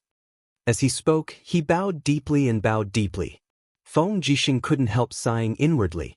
This Lu Feng was really throwing caution to the wind. Was he willing to give up the title of Marquis just for a kiss? Many of the generals were already furious. Zhang Wei, Wei Chou, Sidusin, and the others knew that Lin Muyu and Qin Yin were already lovers. Now that Lu Feng was pestering them, it was truly infuriating. In the end, Wei Chou, the vice-commander of the Dragon's Courage Legion, stepped out of the ranks and cupped his fists respectfully. Your Highness, Wei Chou has something to say. Qin Yin couldn't help but smile. She raised her hand and said, General Wei, please speak your mind. Wei Chou said, The Heavenly Book Pavilion is the Empire's Heavenly Book Realm's Mount Tai and the North Star of the Empire. It is a place that accepts famous scholars from all over the world. However, the Heavenly Book Pavilion has always existed for the Zetian Palace. Everyone in the Heavenly Book Pavilion is Your Highness's subjects. They receive the Emperor's salary and the Emperor's grace. Writing a heavenly book is also the subject's business. If someone were to threaten Your Highness with a mere low-grade heavenly book and force Your Highness to be alone with him, this general believes that such a person has evil intentions and should be executed for overstepping his boundaries. As he spoke, Wei Chou knelt on one knee and said, This subject requests the golden armored warriors to go to the palace and drag Lu Feng out to be beheaded in public. Lin Muyu was stunned. She felt extremely gratified in her heart. She didn't expect Wei Chou to say such words that no one could refute. Situ-san touched his nose and laughed in a low voice. Wei Chou, this brat really has guts. What he said simply touched the bottom of my heart. Situ Shui chuckled and didn't say anything. Qin Yin was slightly stunned. Although she agreed with what Wei Chou said, she was the emperor after all. If she really killed Lu Feng, wouldn't it disappoint the hearts of the scholars in the world? Thus, she looked at Tang Xiaoxi for help. Tang Xiaoxi smiled as she stood up and said, Although Lu Feng's words and actions have overstepped his boundaries, the Empress is benevolent and won't fuss over it with you. Lu Feng, listen to the announcement. Because you wrote a heavenly book, the Empress will confer you the title of Marquis when you will be rewarded with 5,000 gold coins. Lu Feng's body trembled. He was somewhat unwilling, but there was nothing he could do. He could only respectfully say, Lu Feng accepts the decree. I thank the Empress for her kindness. Tang Xiaoxi looked at Lu Feng from afar. A trace of displeasure flashed past her beautiful eyes as she smiled and said, Lu Feng, You have to remember that Her Highness is your subject and ruler. Her Highness will only be alone with the man she likes. It's a pity that it's not you. Don't force it. Otherwise, the crime of deceiving the ruler will exterminate your entire family. Do you understand? I will remember. Lu Feng nodded repeatedly. At the side, the Lu residence's patriarch, Lu Yen, the eldest son, Lu Heng, and the youngest daughter, Lu Ying, turned pale. No one expected that writing a low-grade heavenly book would cause such big trouble. Lin Muyu finally understood the painstaking efforts of Qin Yin to confer Tang Xiaoxi the title of Fu Guijunju. The empress was benevolent and some words couldn't be said. Therefore, it was up to Tang Xiaoxi to say it. One played the good cop and the other played the bad cop. This was the only way to win the hearts of the people. Unknowingly, Qin Yin's imperial skills seemed to have improved. You're tuning in to the Wandering Hero YouTube channel. Don't forget to subscribe and join us on this journey to catch the most captivating stories.